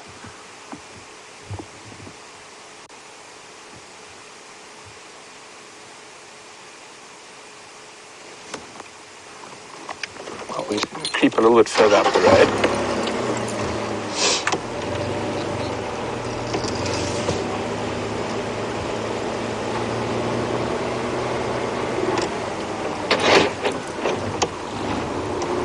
Can't seem to get hold of the guys there.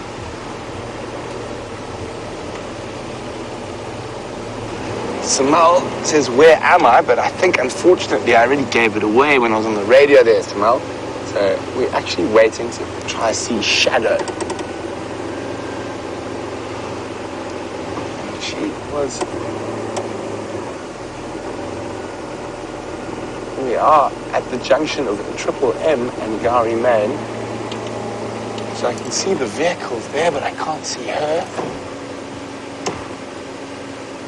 So we're just going to move off the road slightly. Stand by.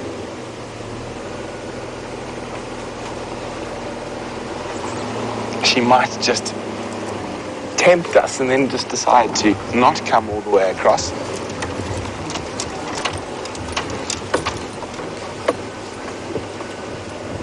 See, I think she's in a tree.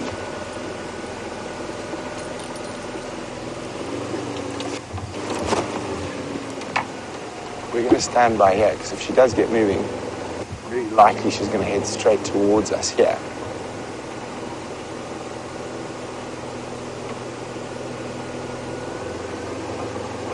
Can you see anything, Dave? Nope. I think she's in that thicket, that little combetum thicket there. So we're just going to wait here.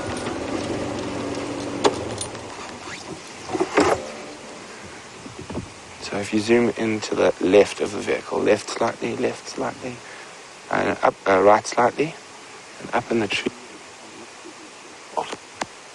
Those spots. I think she's in that tree there. So I heard she's gone up and in.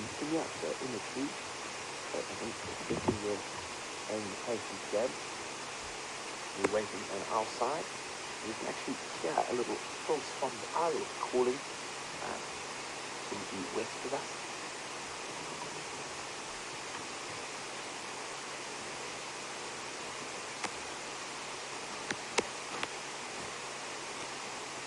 So apparently you can't hear me.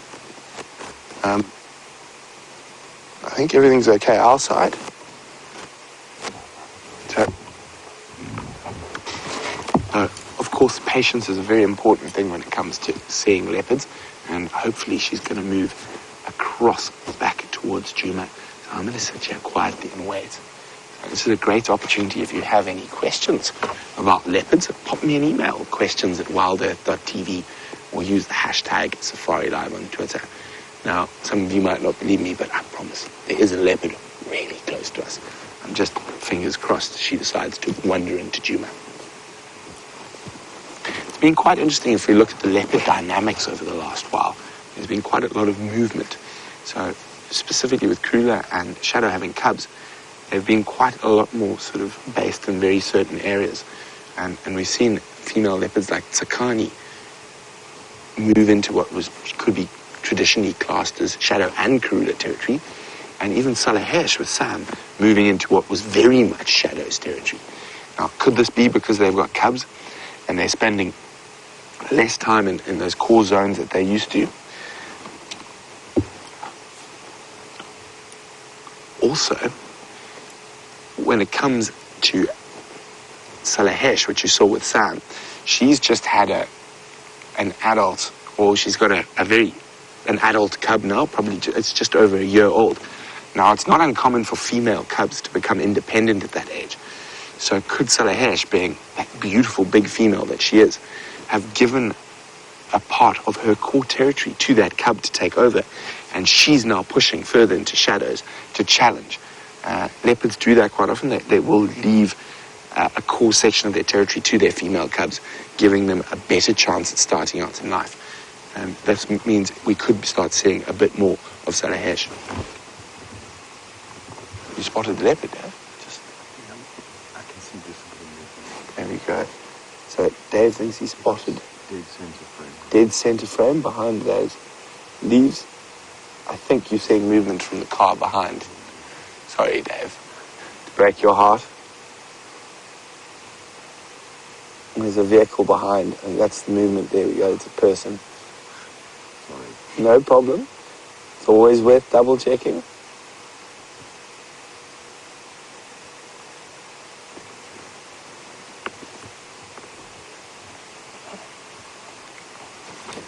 So while we sit and wait patiently for Shadow to appear, let's go see what Sam's up to.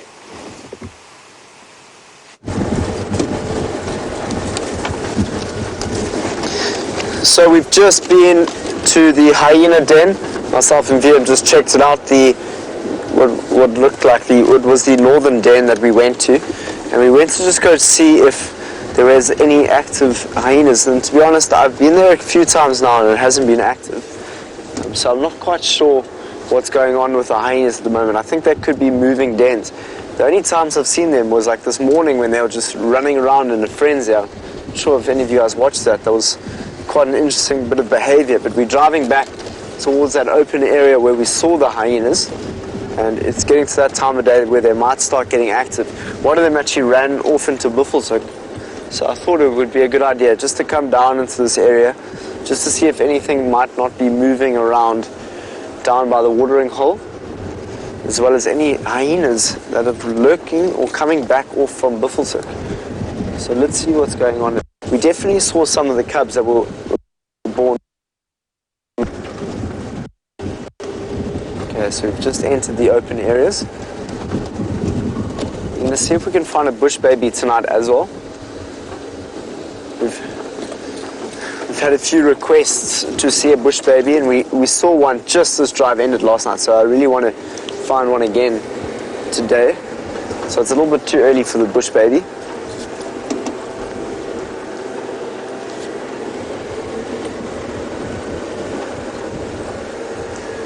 Aaron Hallis would like to know, is there any big difference in behavior between the brown and the spotted hyena? Well, you know, the only hyena that we get in this area is the spotted hyena, and it's the only hyena that I've ever spent time and experienced. You do get the brown hyena in the Kruger National Park, but there is some significant differences to their social structure and the way in which they do things. Not many big differences, but there are some, and I'm not too sure of some of those big differences. So I've only spent time with the spotted, so that's a good question, Aaron. So go look up some of the differences between the spotted and the brown hyena. I really look forward to seeing differences in terms of the sexual dimorphism or just the appearance, what they look like, the characteristics. They're very different. Of course, the spotted hyena is quite spotted. The brown hyena almost looks like it's got long brown hair coming on either side of it. So those are the main differences. Okay, so we're coming down to Sydney's watering hole now. And we were just at Buffelshoek watering hole. Let's see, there's something down there. Those could be guinea fowls, helmeted guinea fowls over there. Let's have a look. Stop. So yes, that's a group of helmeted guinea fowls. Is that by any chance a new bird for you, Aaron? The helmeted guinea fowl. I know that we get a lot of them, or we see them quite often out here. But is that by any chance a new bird for you? The helmeted guinea fowl. So let's see what else might be lurking around at Sydney's watering hole this evening. Doesn't seem to be much. Just those good old looking helmeted guinea fowls, and I'll just get it out of my book and show you what those birds look like, because they are quite far away from us. So this is the bird book that makes quite a few sounds. I can actually show you the sound of this. Guinea fowl. So we also get them where I live in Cape Town quite often. So here is what you're looking at, the helmeted guinea fowl. That's what it is. So Aaron, is this by any chance a new bird for you? Please let us know so that we can have a little bit of a party and say we got to 50. If not, no worries, we'll keep on pushing on. And you're about to hear the sound of a fish eagle. So that is not the sound of the helmeted guinea fowl, that is the sound of the African fish eagle. It's a little device that plays the different sounds of the African savanna, the birds out here. So those birds are quite far away from us, so it's okay to play them over here. This is the sound.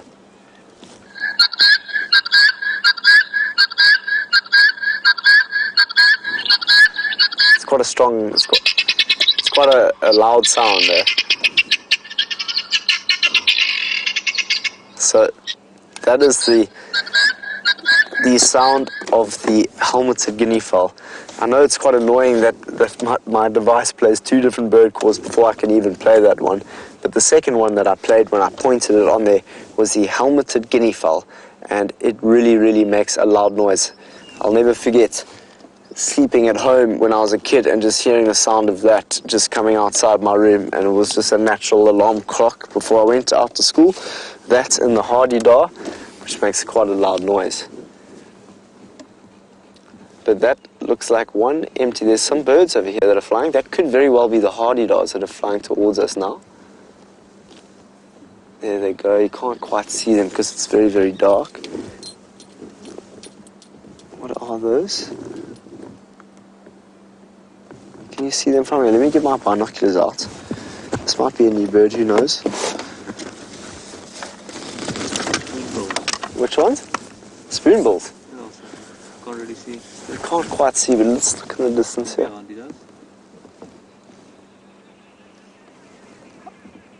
Oh my word, I can't see them with these binoculars, it's too dark.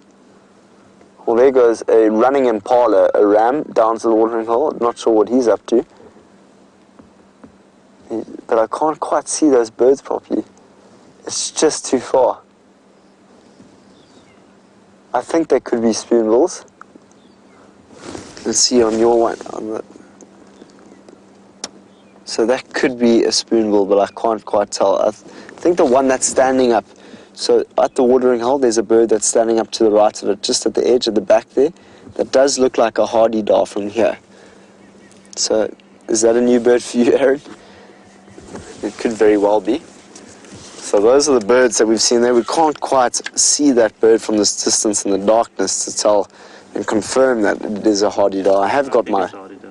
Pardon? I think it is holiday. Yeah, so VM agrees with me. VM also thinks it could be a hardy-dar, but we should be able to hear the sound of that hardy-dar, much like we heard the sound of the helmeted guinea fowl.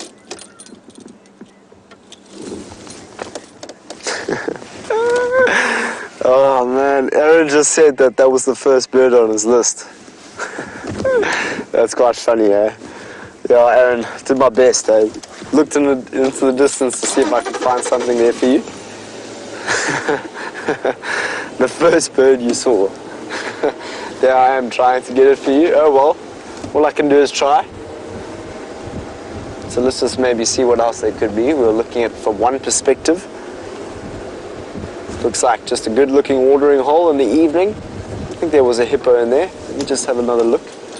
My binoculars. If you pointed in just to the left of that dam, it's quite difficult to see, especially with this dark.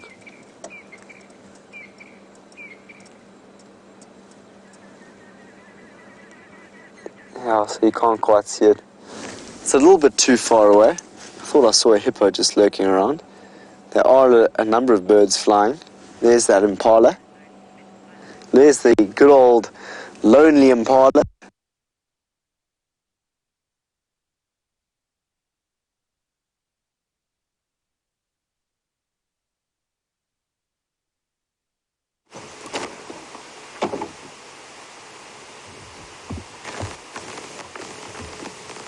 So we're still waiting. She's apparently sleeping in a tree just there. We've got no visual. I might try and move a little bit. Apparently we're having comms issues again. I don't know why. Can you hear me now? Maybe just keep it out of your pocket. Okay, we seem to be having a bit of a problem with my mic here. Let's just try and move it ourselves a little bit. Maybe we might get a glimpse of her lying in the tree.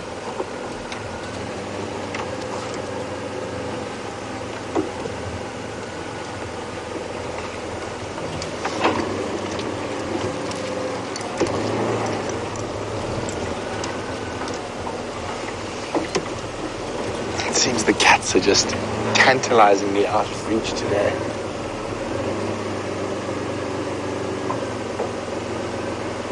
Just trying to see where she is.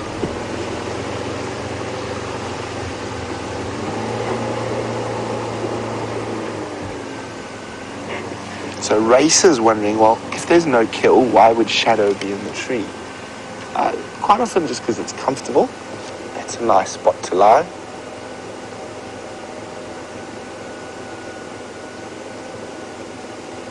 Just thought I saw a little half gap there. You see anything yet, Dave? Of course, she has chosen quite a thick area.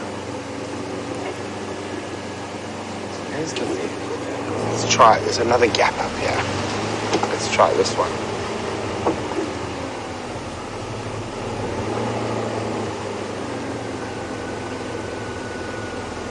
He hasn't chosen the largest tree in the world.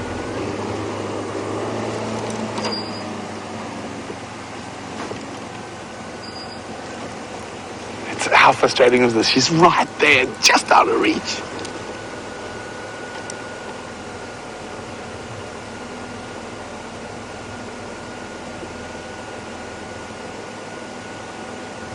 Okay, I think try now. Mix the angle up a bit. Oh, I thought I might have spotted her there. There it is.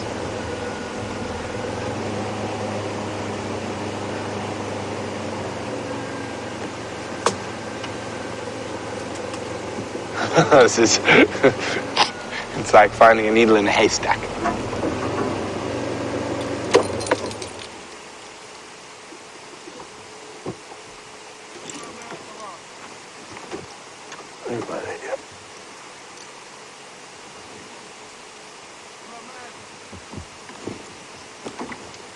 Sorry, info? How long are you in for? There we go. I think I see her now, Dave. If we go, come out. Where's the vehicle? Go forward a slight little bit. Okay. So go into that and up to the left. Just thought I saw a flicker of a whisker. Not quite a whisker, but a tail at least. She's right in there somewhere. A little bit lower down. But to the left and in there. So that very... There we go. She come down. I just saw a bit of movement of the trees there.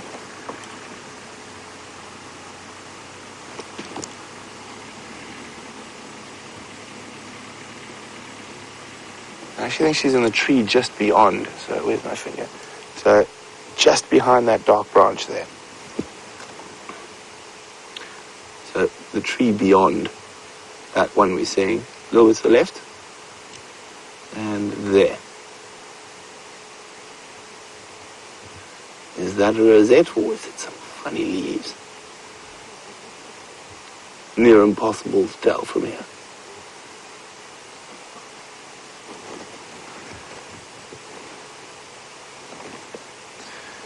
So I think we're gonna...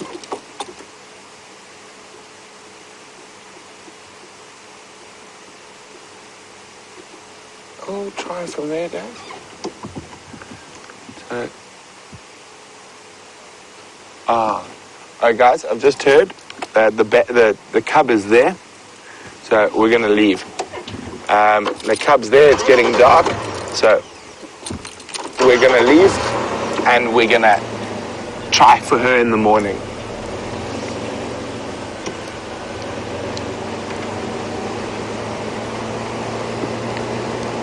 I'm going to leave the area for my chimpanzee.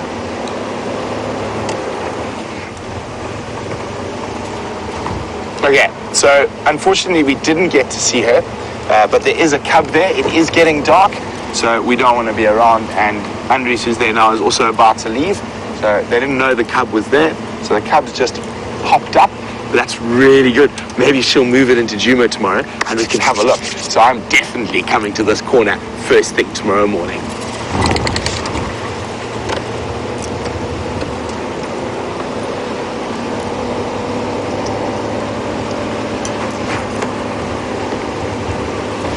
So for those of you who might be a little bit new, when cubs are under a certain age, we don't view them at night.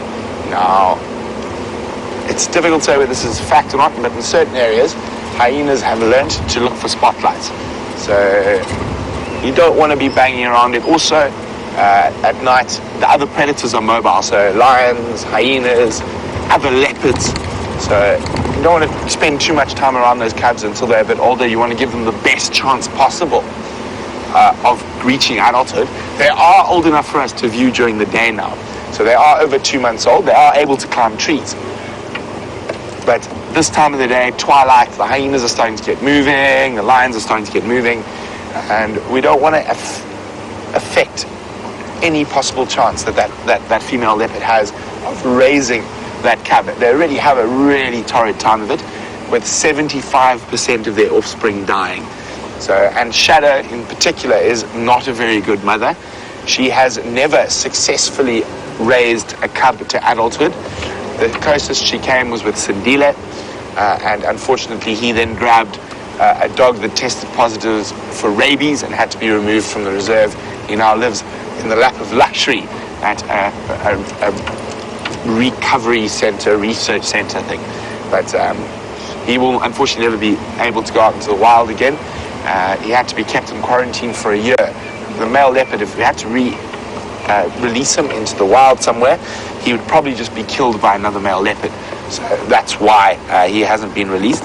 But we're just going to leave that. She had 2 cubs. She's probably lost 1 cub, which is not unusual at all. It's getting a bit nippy. But we will definitely come and check up on that first thing tomorrow morning. Oh, that's quite a bit better, a bit warmer.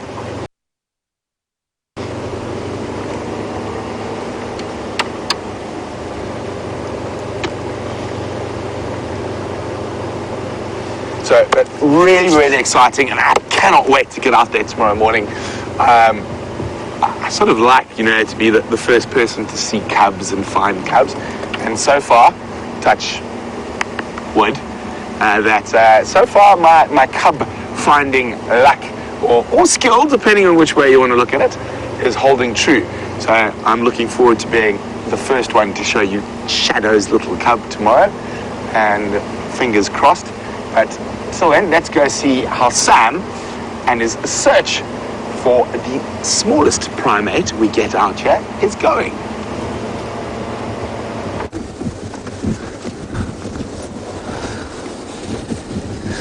I can believe that Brent loves to show cubs. Brent is a fantastic tracker and loves to see all the different cats of the bushveld, and he's a remarkable tracker at that. And I've been learning lots from him and from everyone else that's around here on how to track other animals a little bit more efficiently out here in the bush. So fantastic having mentors such as Brent out here in the bush, as well as VM, who's also very, very good at tracking animals. So we are now out here and we are looking to see what we might be able to find. I would love to find an owl. I would really like to find an owl, because that'll just top up that list to 50 hopefully for Aaron.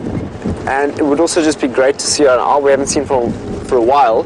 But also I'd like to find us a bush baby this evening. So I think it's a little bit early at the moment for the bush babies, but one never knows. We might just see those eyes pop out and we have a bush baby. So let's pay attention and see what we might be able to find.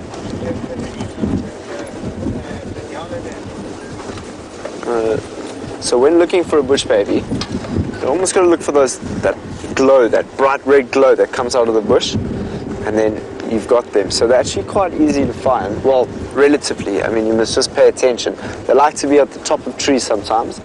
The trick is, being the cameraman, where these bush babies jump from tree to tree in a matter of seconds. It's incredible how quickly they can jump. Actually, in a matter of seconds, in a second. In the space of a whole second, they can jump from one tree to another and then to another. So they're very, very quick little guys, smallest primates. And maybe, what bird is that? That looks like a nightjar. So we've got a nightjar flying here. Let's see where it lands. Okay, so it landed just over there. Let's just go on this road going around the bushes here. Let's see if we can locate on this nightjar.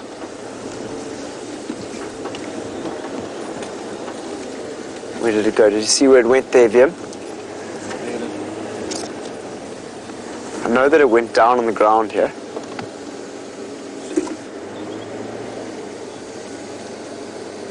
Must have just flown along the ground and away from us. So we did see it fly off. So that was a nightjar, but we can't tell you which nightjar it was. So we might be able to find another one. We'll definitely be able to hear them. Ooh, we're about to hit some bumps.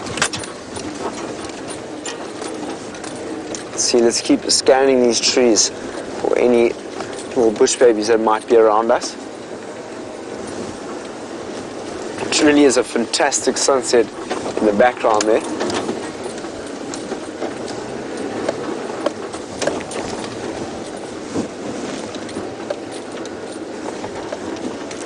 Sorry, I'm just trying to get off this road. It's really, really bumpy. Shouldn't be taking this road. Should stay on this road.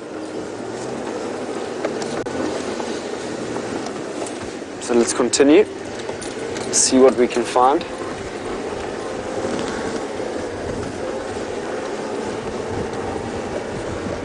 So we're looking for that red glow, or that sound of a pearl-spotted owlet.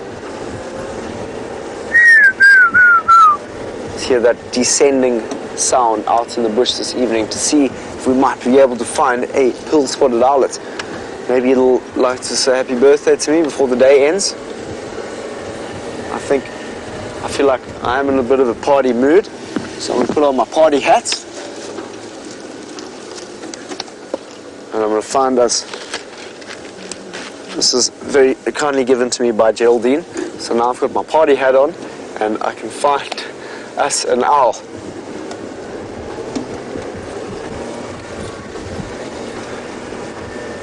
if we are lucky enough to see one. Even a hyena running across these open areas, that's the only way we've been able to view these hyenas, is that they come and find us. All of a sudden you're just driving and a hyena just pops out of nowhere. You're just like, where did you just come from? Where are you going? And then it's gone. That happened with Brent on Arethusa this morning. Probably could have been the very same hyenas that were running around with us, because those hyenas, when they were running, ran straight past us and into Arethusa. So it could be the very, very same ones. I just saw some bright eyes there. But they're too far away. Don't worry, VM, they're a little bit too far away. You wouldn't be able to see those.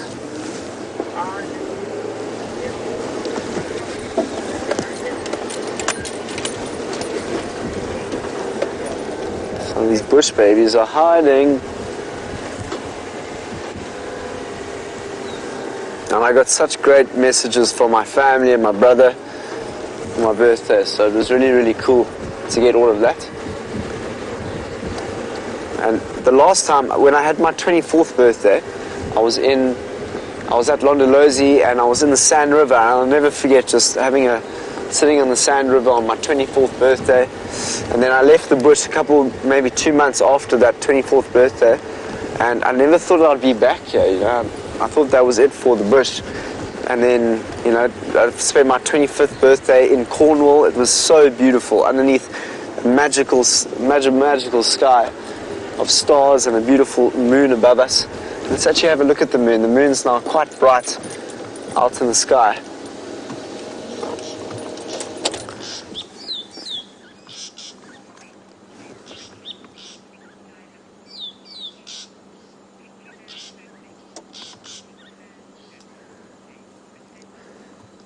James Richard is saying that the evening sky is looking, I think it is picture perfect. I think that's right.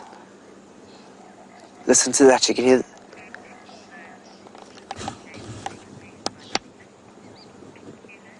So you can hear the sound of those impalas rutting in the distance there. They've just stopped. So James Richard is saying that the evening is looking quite picture perfect. Much like James Hendry's nice pictures that are picular.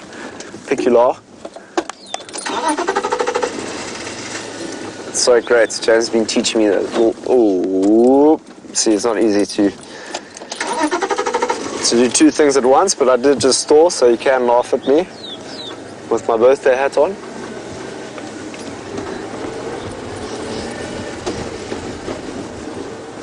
Okay, let's find something. You can hear the sound of some nightjars in the distance there. We often find them in the middle of roads. So if we look on the road, we might just see a nightjar. But I would be just so excited, and I didn't even want to say it, I would be so excited to see a caracal. I know that it's one of those things it's so silly to say, it's so difficult to find caracal. I mean, much like serval, to see a serval is so hard, but I just thought on my birthday, to be able to see a caracal would just make me probably the happiest man. The most beautiful present from the bush that the bush could provide is to experience that caracal. As I've said a few times, that caracals really are the most magnificent looking creatures, much like the lynx. If you know the Eurasian lynx in Europe, I think you have lynx in America, I'm not too sure, but they are such beautiful creatures. And in the Bushman stories, they used to call them, there's the sound of impalas running after each other over there. But in the Bushman culture, they used to see that the caracal was like the evening star. It had that same beauty to it. So they really admired the lynx or the caracal. So that would be the best gift this evening. So we're just coming across a bunch of impala that are rutting out in the open here. But you can't see them because it's nice and dark outside with the moon.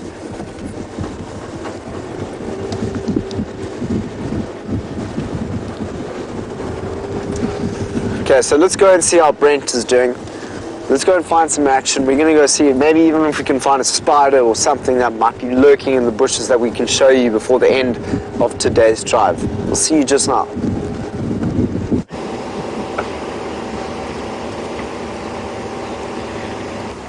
So it seems Sam has given up on his bush baby search. He's going looking for spiders. So I think we'll take over the bush baby mantle. I think I know where they live, so we're going to go have a quick look at a spot where I'm hoping to find some. But very exciting news. Shadow is back in the area and she's brought a remaining cub with her. And I cannot wait to try and find them tomorrow morning.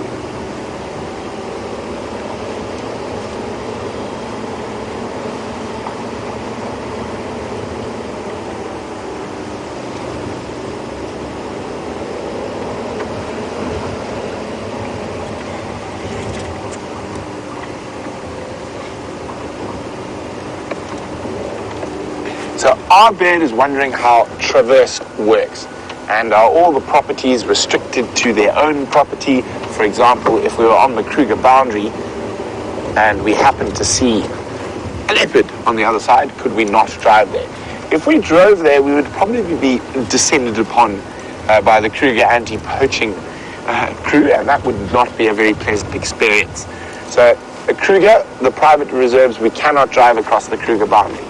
Now, depending on what game lodge you are or what property you are, there are different traverse agreements between the different properties.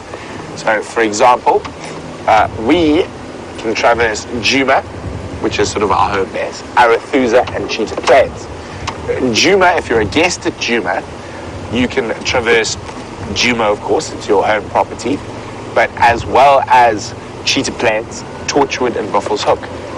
Cheetah Plains can traverse Juma, Torchwood, Buffalo's Hook, Arathusa. So it all just depends on the individual landowners' agreements with each other.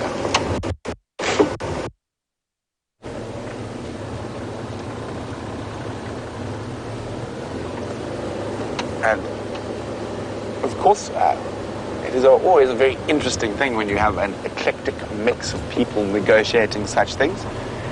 But generally, everyone gets on quite well.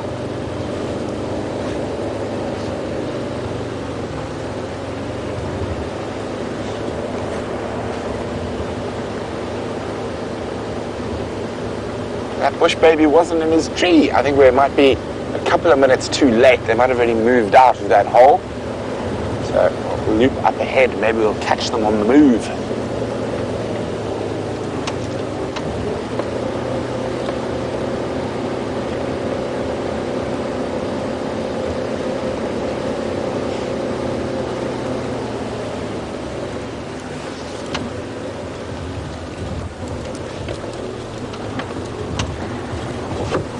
Hi, Lynn. Lynn's wondering how old is our Shadow's, or cubs. I think it's only cub now. She's lost one as far as the guys have told me. They're a month younger than Karulas, and Karulas were born on the 2nd of February. February, March, April, May. So Karulas are about 4 months. That one must be about 3 months now. So very exciting age, a very fun age to spend with leopard cubs. And as far as I know, those cubs are very relaxed. So very exciting. Very excited for tomorrow's sunrise safari. See if we can find another cub.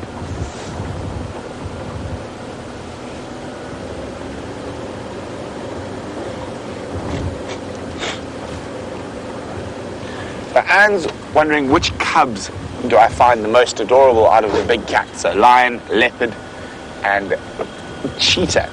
Now, there is something exceptionally cute about a little lion cub. I think a little lion cub might be cuter than a little leopard cub.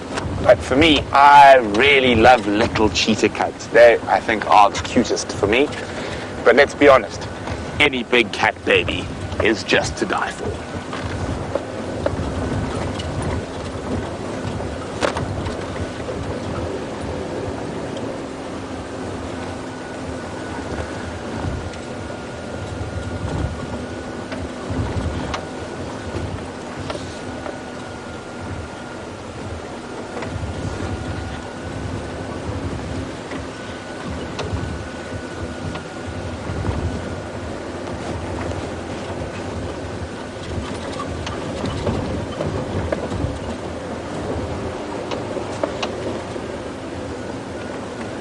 So no bush babies through there. Maybe they went the other way. Could still be some on the edge here of quarantine.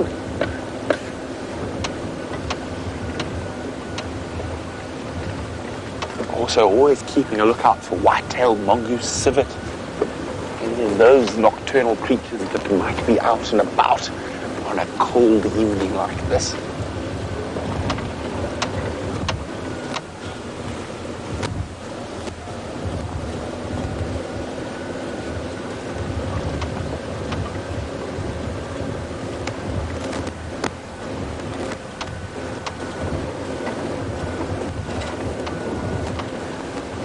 It's amazing now. I've been here.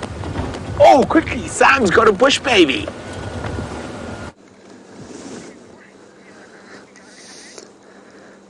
Okay, so we found a bush baby in this tree. Whether or not you can see it right now, probably not.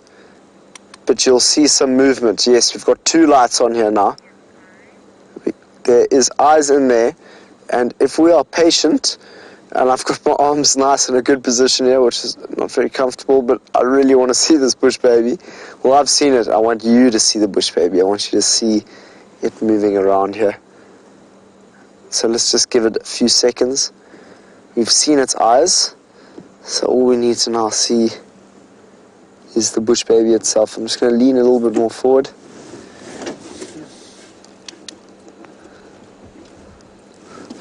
Maybe let's reverse.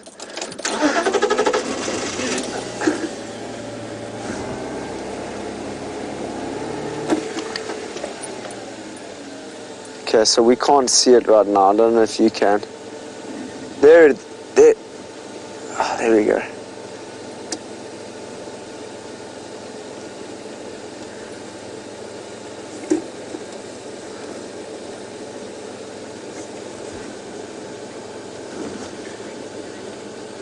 Okay, so we've had a little good search here. Brent has found a great creature, one of my favorite. Go and have a look. So we found the biggest, scariest, most dangerous predator of the night if you're a mouse. It is a Varro's eagle owl, or a giant eagle owl. You can even make out the pink eyelids there, unfortunately facing away from us. And I was just mentioning to Dave, I think we're going to start seeing a few more owls as we head further into the dry season. Now this is the biggest owl we get. And the second biggest owl in southern Africa, only the Pel's fishing owl being bigger. There are a few bigger eagle owls that you get in the Congo Basin rainforests, but of the savanna species, the Varro's or giant eagle owl is king.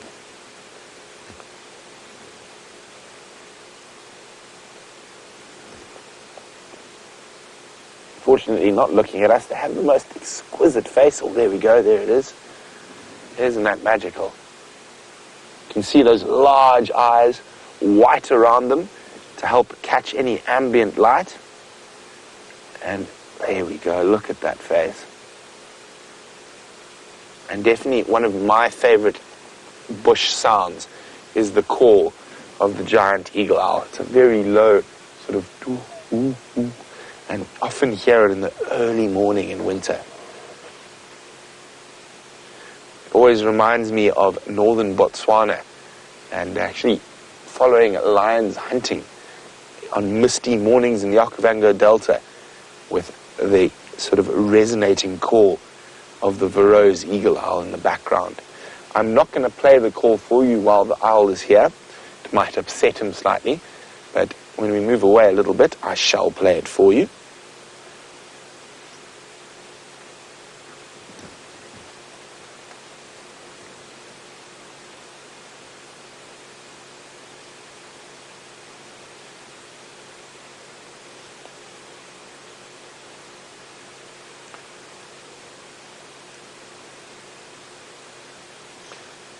So, Birds Free says, has Sam got wet yet for his birthday? No, he hasn't. The plan is to do it on the game drive catch-up. So, Don't give it away, guys. Don't let Sam know what's coming. But the tradition of being dunked in water will continue on the unwitting and unknowing Sam. But we're going to let this owl continue on his nocturnal hunt, and Dave and I are going to bid you adieu. But it's been wonderful having you, and we got to do a bit of a mixed match today, a bushwalk and a drive, and I'm super excited to go look for Shadow and her cub first thing on tomorrow's sunrise safari. But now, for the last few moments of drive, let's go to the birthday boy, Sam.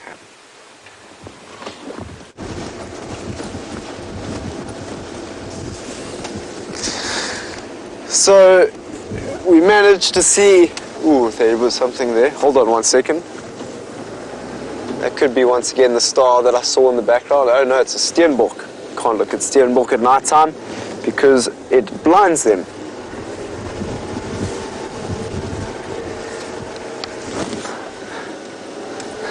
Aaron made it to 50. I'm so glad, Aaron. Awesome. Very glad that you could have made it to 50. I've had such a fantastic day on my birthday. Everyone's made me feel very welcome. We had awesome interactions as well between the buffaloes this afternoon, the buffaloes smashing against each other, the wonderful Jim Nogine that was flying between tree to tree that was getting mobbed by all the different drongos, and especially those hyenas running around almost like wild dogs this morning. It was a fascinating morning of behavior. Even to see that female buffalo that was hanging out with those male buffaloes. Very, very interesting behavior that we've seen today, so I've thoroughly enjoyed it.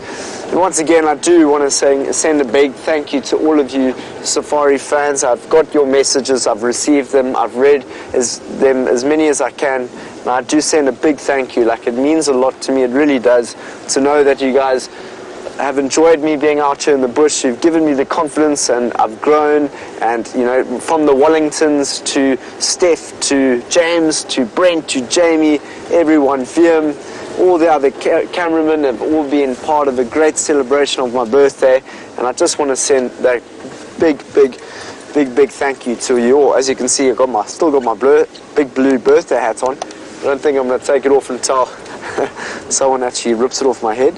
Jokes, I'll probably take it off.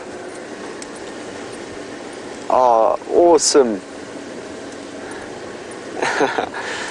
Gracie, aged 8, said that she will make me a birthday card. Gracie, aged 8, thank you so much for doing that for us. It means a lot to me, of course, to have your drawings. You know that I love to draw, so if you draw a drawing, I would be super grateful for that, of course.